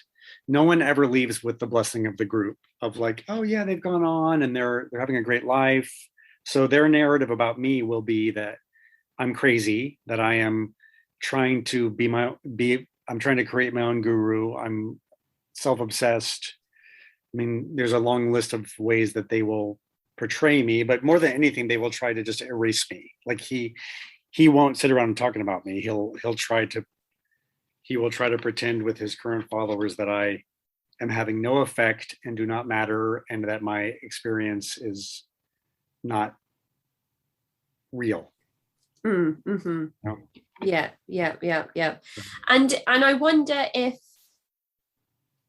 I wonder if those people, if there's some of them who are envious of you that you've gone and you've spoken out and you're so clearly kind of free of that coercion.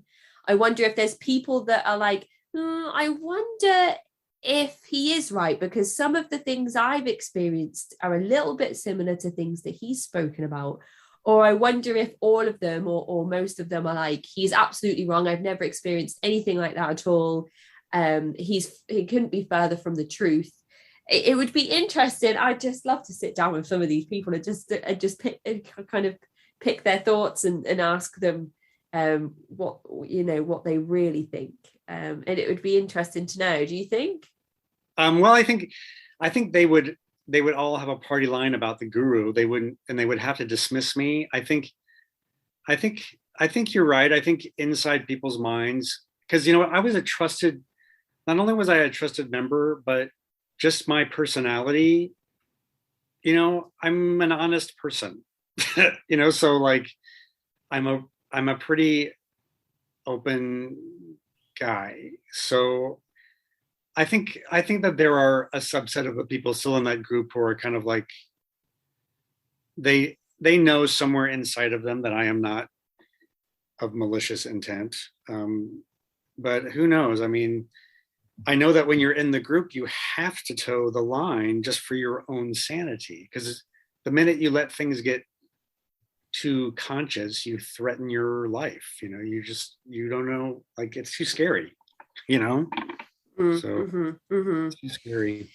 So you've moved you've moved into the group permanently. You've married your wife. You've had your daughter together in 2002. Did you go on to have any more children? No, just her.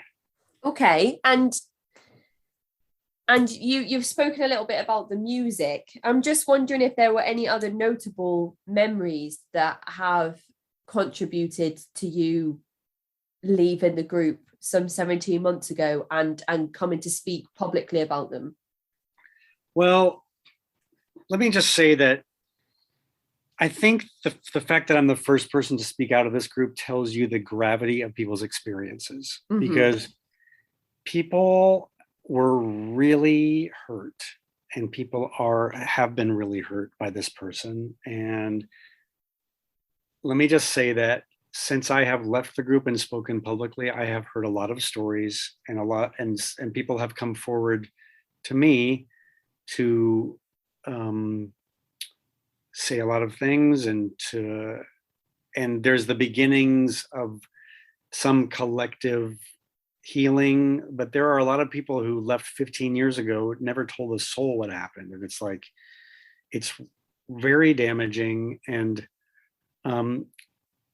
I have been starting lately to talk to local people, just kind of, like local liberal religious leaders and the university and people who still have involvement with the group in some way, because there's a lot of volunteerism. People go to the farm. There's an herbal business. Like there's strong ties with the town and the group, and people who have lived here 25 years and always known the group, and no stories have been told. So I'm speaking to people and they're like, oh my God, like I had a feeling like things were always weird, like things are secretive. And I am having this role of illuminating things. And it's been really, really scary at times, because I know that I'm the target. But I also believe that this leader is not, I think that public opinion has shifted against them, largely due to the social media work that I've been doing, but also, the labor suit against the restaurant that was very public and everybody knew about it, and that had a big effect on them. And then for the first time in 27 years since they've been here, there have been some public acknowledgments by local institutions that they are not associating with the Daimi Tariqat. And these are kind of long stories, but let's just say that the they were given an award by the university that was rescinded because Oh, there was such a public outcry. So social media has had a very big swing against the group. And now at this point, if I were to go on to like one of the local Facebook pages and say like, I love this, the restaurant, there would be about 30 or there would be a big pile on of negative reactions to somebody publicly advocating that people go, for example, to the restaurant. And like one of the things that happened is that when I left the group, it was because of COVID. It was because I was living with my mother in a house about 2 miles away. So we had physical space. yeah, The lockdown happened. I finally had a moment to breathe. And yeah, yeah. through that, I was able to put some thoughts together. And finally, my wife and I were like, Whoa. whoa, exactly. And about, I don't know, 6 weeks later, I wrote a piece for Medium and it was really scary. And I called it, I just left a cult after 23 years. And my family kind of freaked out because the cult word was way too intense for them at that point. But I pushed send and I published it. And what happened, which I did not predict, is that 3,000 people read it. Wow. Okay. And that literally, when I went to the grocery store, I went to the little health food store here in town, people were like, oh my God, you're that guy who wrote that story. Mm-hmm. So what I realized rather quickly was that there was a huge hunger to know about this group Yep. because Yep. everyone knows the group. They're weird, they're secretive, they seem fine, but then there's literally thousands of people in this town with this sinking feeling in their belly of like what's really going on there. What's really going on? Yeah, like On? they're anti-vaccination. He has three wives. Right. It's yeah. In I think curiosity in general would be piqued by just a small number of these things that you've mentioned. Or like he takes his band on tour around Europe. Like Right. what kind of music are they into? What kind of Right. music do they write? What jobs do people have in this community? How is the community funded? How is everybody Yeah. able to live there? Like do the men sleep in one room and the women sleep in another? Like do they all share one big room? How does it work? Nobody knows. And I mean, you can see the damage just caused by secrecy, like the amount of tension that it caused in this little town. And so when I came out with like, hey, I know a lot of stuff, people were like, oh my God, like there Tell was us. Yeah. there was this huge wave of not just interest, but also support. So that even though I was feeling scared for my safety and I was just scared all the Mm-hmm. time, Mm-hmm. I would go to kind of the rival grocery store in town, and people were like, "Oh my God, thank you, thank you, thank you," That's and great. That's it was great. really it was great. It's funny because it sounds like one half of the town is like, oh, tell us everything, and the other half of people that are involved in the group that you're talking about, like, don't tell them anything more. So it's painting quite a picture really. And do you feel like leaving this group and speaking out about the experiences is giving you maybe back some of the power that you feel like you've been looking for your whole life, sort of chasing or trying to pin down it in these relationships and experiences that you found yourself in? Well, I can't. Okay, as much as PTSD is real. Like in other words, like I'm uncomfortable and jittery a lot of the times, but what has happened in my life is indescribable. So like even though COVID is like horrible here and we're still locked down, my marriage ended amicably. We are friends. In fact, she's in the UK right now with her new boyfriend. Oh, lovely. Having a I little yeah romantic getaway. yeah. No, I mean no. He's English. He Oh, lives there. okay. She found him online. She's over there, you know, Living trying to in learn. perpetual Yeah, rainfall.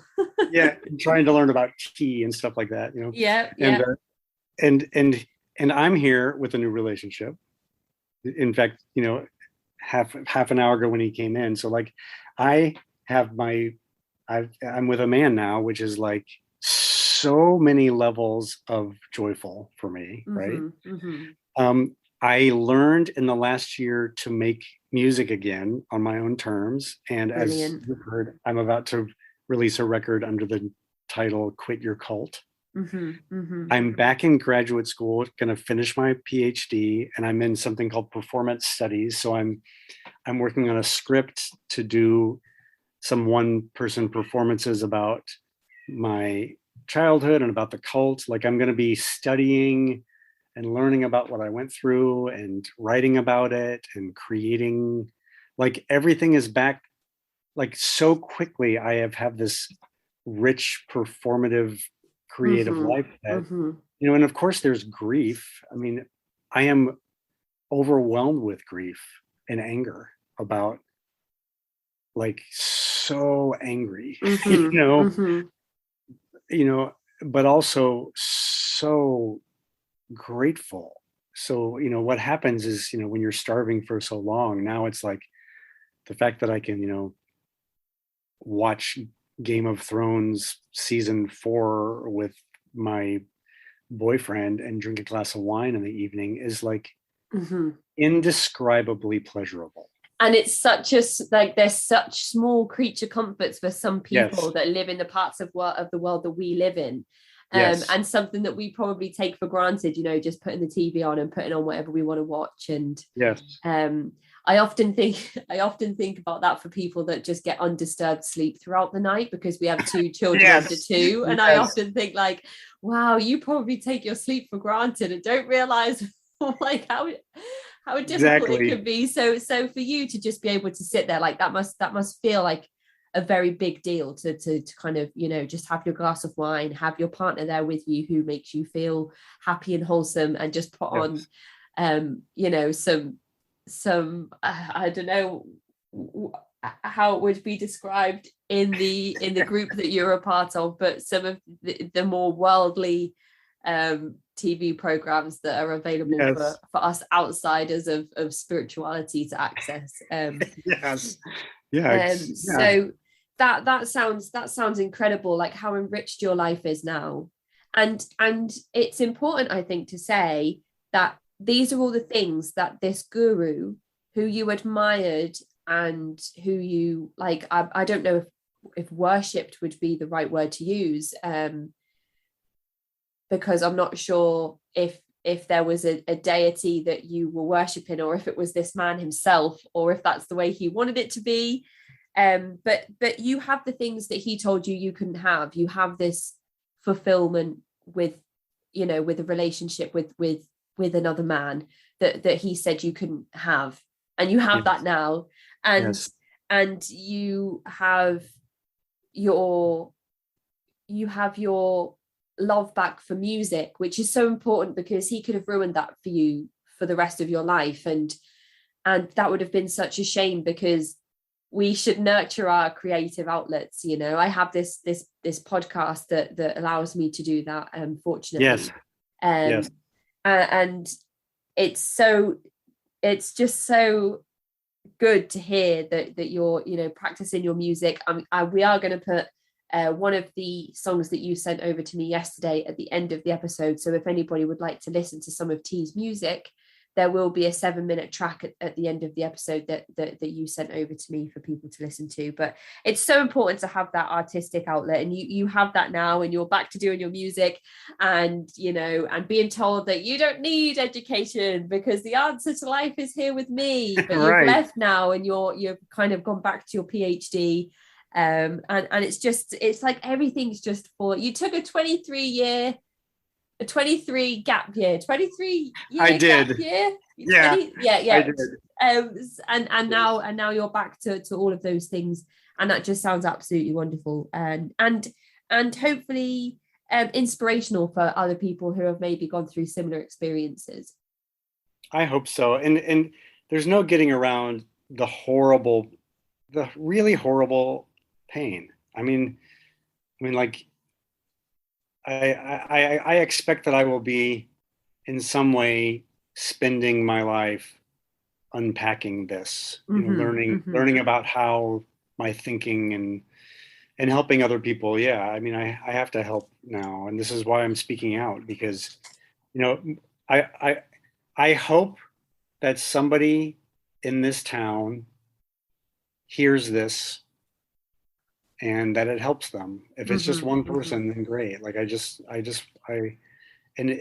and my goal is not to dismantle the cults. My goal is to survive and to help us understand why we fall for these things, How did we do it? Yeah. And we talk a lot about the stigma that comes with people who the misconception of the air quotes type of person who would join a group that would use these types of coercive tactics, and the truth is that there is no particular type of person. It doesn't matter what walk of life you come from, what IQ you have, what job you have. It could be anything in life that would lead you to kind of being susceptible. Like you said, you said the word ripe, and you've had all of these experiences that have led to you kind of being more open to a group like this. But it could be like somebody loses a loved one, or somebody's just sick of their 9-to-5 job and they're looking for something a little bit different, and they meet this community of people that instantly love bomb them, and they're like, oh my goodness, this is what I need in my life. It could just be anything that happens to anybody that causes them to be more susceptible to a group like this. And I think it's always important to relay that message when the point comes up in these episodes. But have you spoken to anybody else that's left the group? Have you spoken to them about their experiences, even if they haven't come forward publicly? Has there been anybody else you've connected with? Lots and lots of people, yeah. And there's very gradually starting to be a group of people locally who are ex-members who are starting to speak as a group. And we have been, just this morning, we were speaking with some people at the university, and we're not sort of, on this campaign, but what's happening is that we keep running into people who have relationships with the group or the farm. Right. And we are approaching some of these people, and we're letting them know what we know.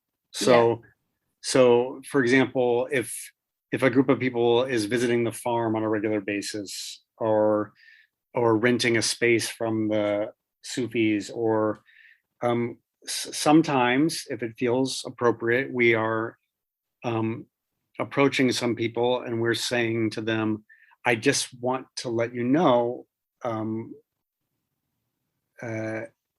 I have information for you if you want it. Like, here's the full story of these people that you're in relationship with, and I just thought you might want to know that. Abuse is rife in this community. It's just FYI. Yes. Yeah. So we're not telling you cut ties. We're not telling you, I just want you to have the information. And they're always like, oh my God, thank you. Yeah. And I wonder, just drawing on some last minute kind of before we finish up, just one little observation that I've had as we've spoken. Yes. Is this need for you to do everything perfectly and to put 110% into everything that you do, which translated into your early commitment to this group, and probably to your your 23-year commitment overall. Do you think that the sunk cost fallacy for you was one of the reasons why you stayed so long? I think that's part of it, but I think there's really in the guru relationship, or the relationship with the narcissist, he expertly plants little moments of acknowledgement. So in other words, there really is, even after all those years, this feeling that if I give more and try harder, that I will get a nugget, you know? And so, and I can give you examples from the last few years where he would just give a little bit of a compliment, or a little bit, like I feel just slightly seen. And that would get me through because I pledged obedience to him. So there's a loyalty, but there's also, and there's a love, and sort of like but all my effort is going into this moment where he will acknowledge me. And he's still somehow, that was still alive in me, even, in March of, I don't know, like it just, so the idea that you just described, I get the point, but at least consciously that was not, I still believed I was going to get the gold. Yeah. Maybe I'm sure there's some overlap there, but it reminds me of an interview I did with a lady who was part of the Soka Gakkai international group for so long, and they promised, like, after 30 years of commitment that you'll reach this kind of level of enlightenment, and then she reached her 30th year in the group, and she was like, okay, well, where is it then? Why isn't it happening? Right. And then she started to realize that it was a promise that was never going to be fulfilled. So I definitely think that there is some overlap there. But my overall point is, like, if anybody is struggling with kind of, I don't want to leave this group because of the amount of time or money or effort or all these relationships, everything I've put into this group, I can't leave because of all of these reasons and all of this that I've put into the group. But you've only been away from them for 17 months, and I think that your situation is a perfect example of why it's okay to walk away, and what awaits you on the other side once you've made that decision. You've empowered yourself so much, and you've gone back to doing things that make you feel happy and fulfilled. So there probably is always going to be that level of, all of this that I put into it, and what am I walking away with? But yes, on the other side of it, here you are with your story, which I think is incredible. Yeah, it is really, really, really scary and really hard to leave. So you lose everything. You really do. And of course, like you just said, you gain everything back, and but it is the feeling for quite a while of, like, total terror. So that's a true story. So you're working on your music now, which you're going to be releasing and hoping to have that uploaded to Spotify at some point soon. Is there anything else that you have in the works in terms of maybe writing a bit more, releasing some more articles online, or maybe launching a support group for people to connect once they leave this movement? What do you think is next for you now? Well, I have a video. I have a YouTube channel called Quit Your Cult, which is, there's 165 videos on there now. And they start from me last March, just chronicling. And it's funny because you can see I have a giant beard now. And back then I have a shaved head and a shaved face. And it's like, it's really dismantling and trying to understand and getting through this whole year and a half. Like, it's pretty cool. Like, I didn't set out. Yeah, so if you were to put the videos next to each other, it's like a montage of my time out of the group goes from you kind of having this really, really close shave to you growing this like magical beard. Yeah, I have a giant COVID beard. So, and then and then, like I said, I am in a month. I think COVID's going to ruin the live performance of this, but I am developing a monologue show, which which will probably be an hour and 15 minutes. It's probably going to be a video thing.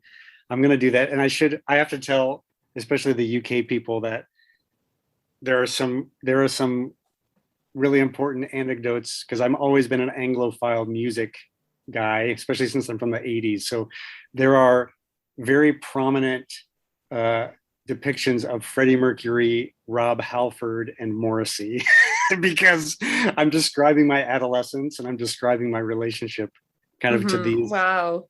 So these are, it's a pre-cult show, but I describe the moment where I'm on the stoop of the cult house and how that feels, and I'm kind of going back into my life and trying to unpack and unwind how I ended up there, and then I will do performances. I'm a real performer kind of person. So I think over the years, what I'm hoping to do is kind of develop a series of performances that really show what it was like and how I ended up there. And this particular one is, I have the moment that I discovered that I bought my first Smiths record in 1985, and what that meant to me as a kid, as a gay kid in Indiana, hearing Morrissey's voice. I think it's pretty funny it's got to be kind of interesting for UK listeners to be like, what is, like, did you know that your music meant that much to me? Or to us? It's funny. It's funny because I'm at the moment I'm just doing some research into Charles Manson to do some deep dive stuff for the Patreon, and it's funny, like the effect that the Beatles had on him personally, also just America in general, and I'm actually in Liverpool as well, so it's really quite crazy to. It's wild just to because I know like Beatlemania was a thing, and I've been to the Beatles Museum in Liverpool, and they have kind of footage of the effect that the music had on the fans, and when they land in America and they come out of the plane and everyone's like passing out everywhere. It's so it's strange, and interestingly as well, I actually attended Paul McCartney's performing arts school in Liverpool, and when you graduate, he's there to shake your hand on stage and basically like give you your certificate and be like, congratulations on graduating. So as I'm going through this Charles Manson research and reading about the effect that they had on him, it's making me realize that like maybe I didn't realize the significance of meeting him as a person and how that would feel for some other people, like the effect that could have on other people. Because to me, it was just like, oh, cool, Paul McCartney, he's awesome. They changed music. Like, the Beatles were great. But for some people, that would be like, like everything in their life that they've wished for. I don't know. It's just it's weird when those things happen. So that sounds really, really interesting. Like I would love to see those live shows and those thoughts come together into a form of sort of expressive art. So hopefully you'll upload those to your YouTube channel. Yes, and there'll be the album as soon as I have 3 more tracks to mix, and then I have some artwork coming. I mean, hopefully in the next 2 weeks that's going to be available, and I'll put something on the YouTube channel. And right now I'm only YouTubing every week or two, but there's definitely an arc there that's interesting, and I just love to connect with people. So and especially because like I only have a couple of hours for each of these interviews, and we could just talk forever about everything. So it's always great when people have other platforms that listeners can go and visit, because if they would like to know a little bit more about your experience or specific parts of your experience, then they can go and access that platform to maybe gain some further knowledge or perspective on what you've been through.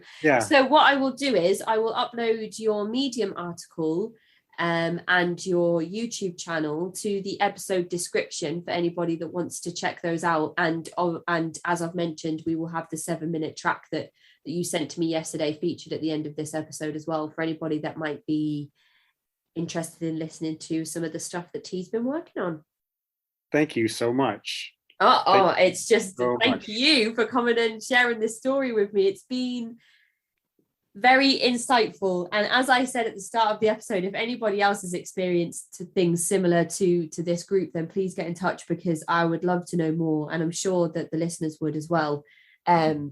So I guess all that there is left to say is thank you so much for your time today, T. I really, really am thankful for you to come and share your story with me, for opening up and talking out more about this group, because somebody certainly needs to be, and you've taken on that role, and I think that's commendable. So thank you so much for coming here today. You are welcome, Casey. You are providing an important service. Thank you very much. Enjoy the rest of your day. Take care. Bye. What if I can't get out? What if I can't get out? What if I can't get out? What if I can't get out? Is there some way out? Is there some way out of here? There must be a space. Is there a space? Is there a place? Is there a place?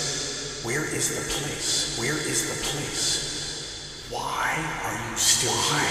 I can't even think. I can't even breathe. I can't know. What if I knew? What if I knew? What if I can't get out?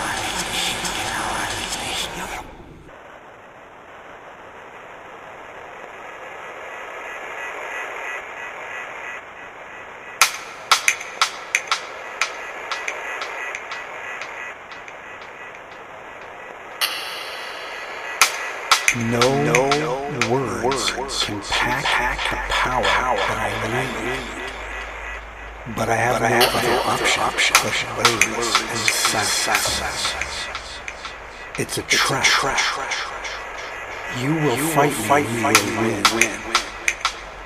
But I can create a bunker, and I can blow up its own walls. And I will find my way to create space for myself.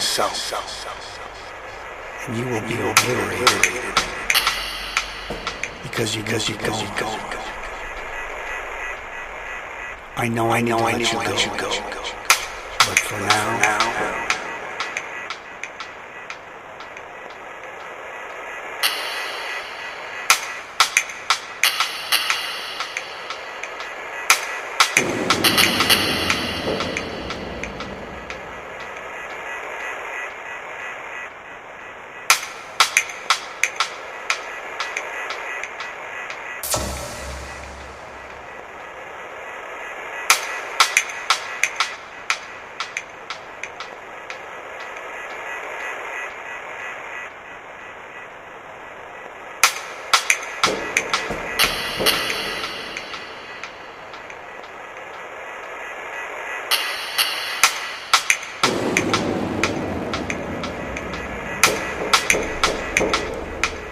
I do this so that I don't destroy something.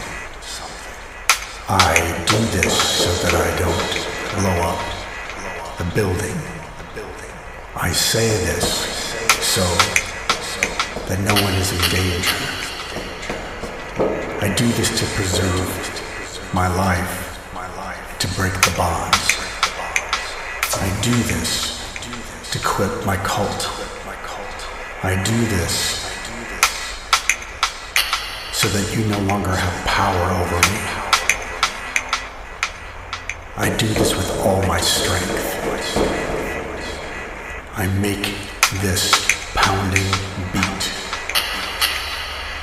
I kill it. I smash it. I destroy it. I build it. This voice is beautiful. This voice is powerful. This voice is courageous.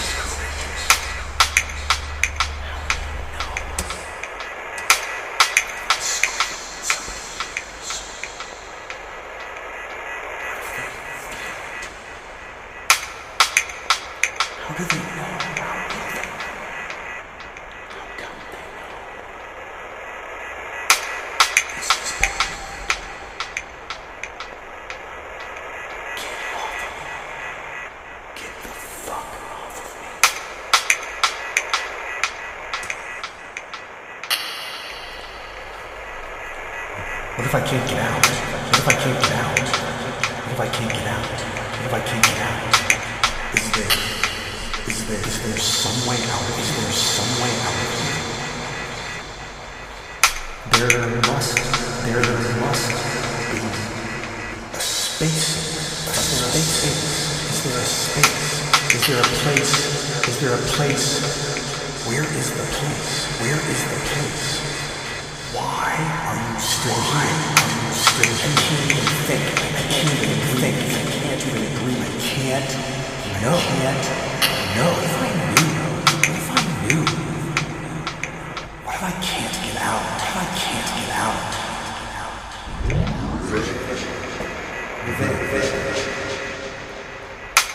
You must be special.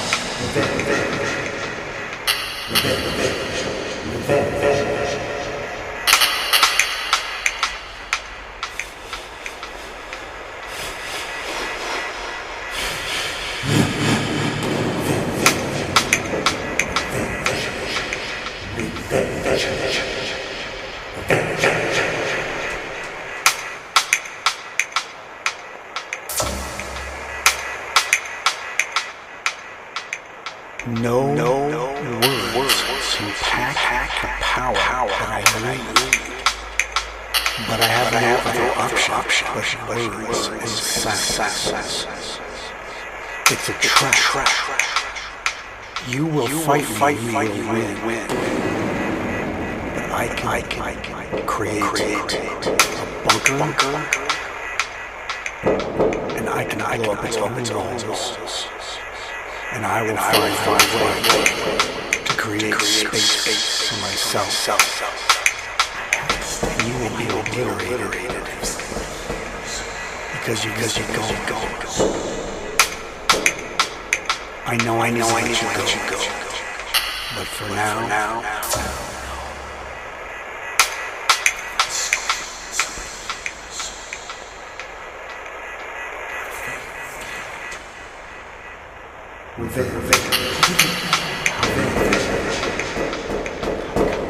You must be special.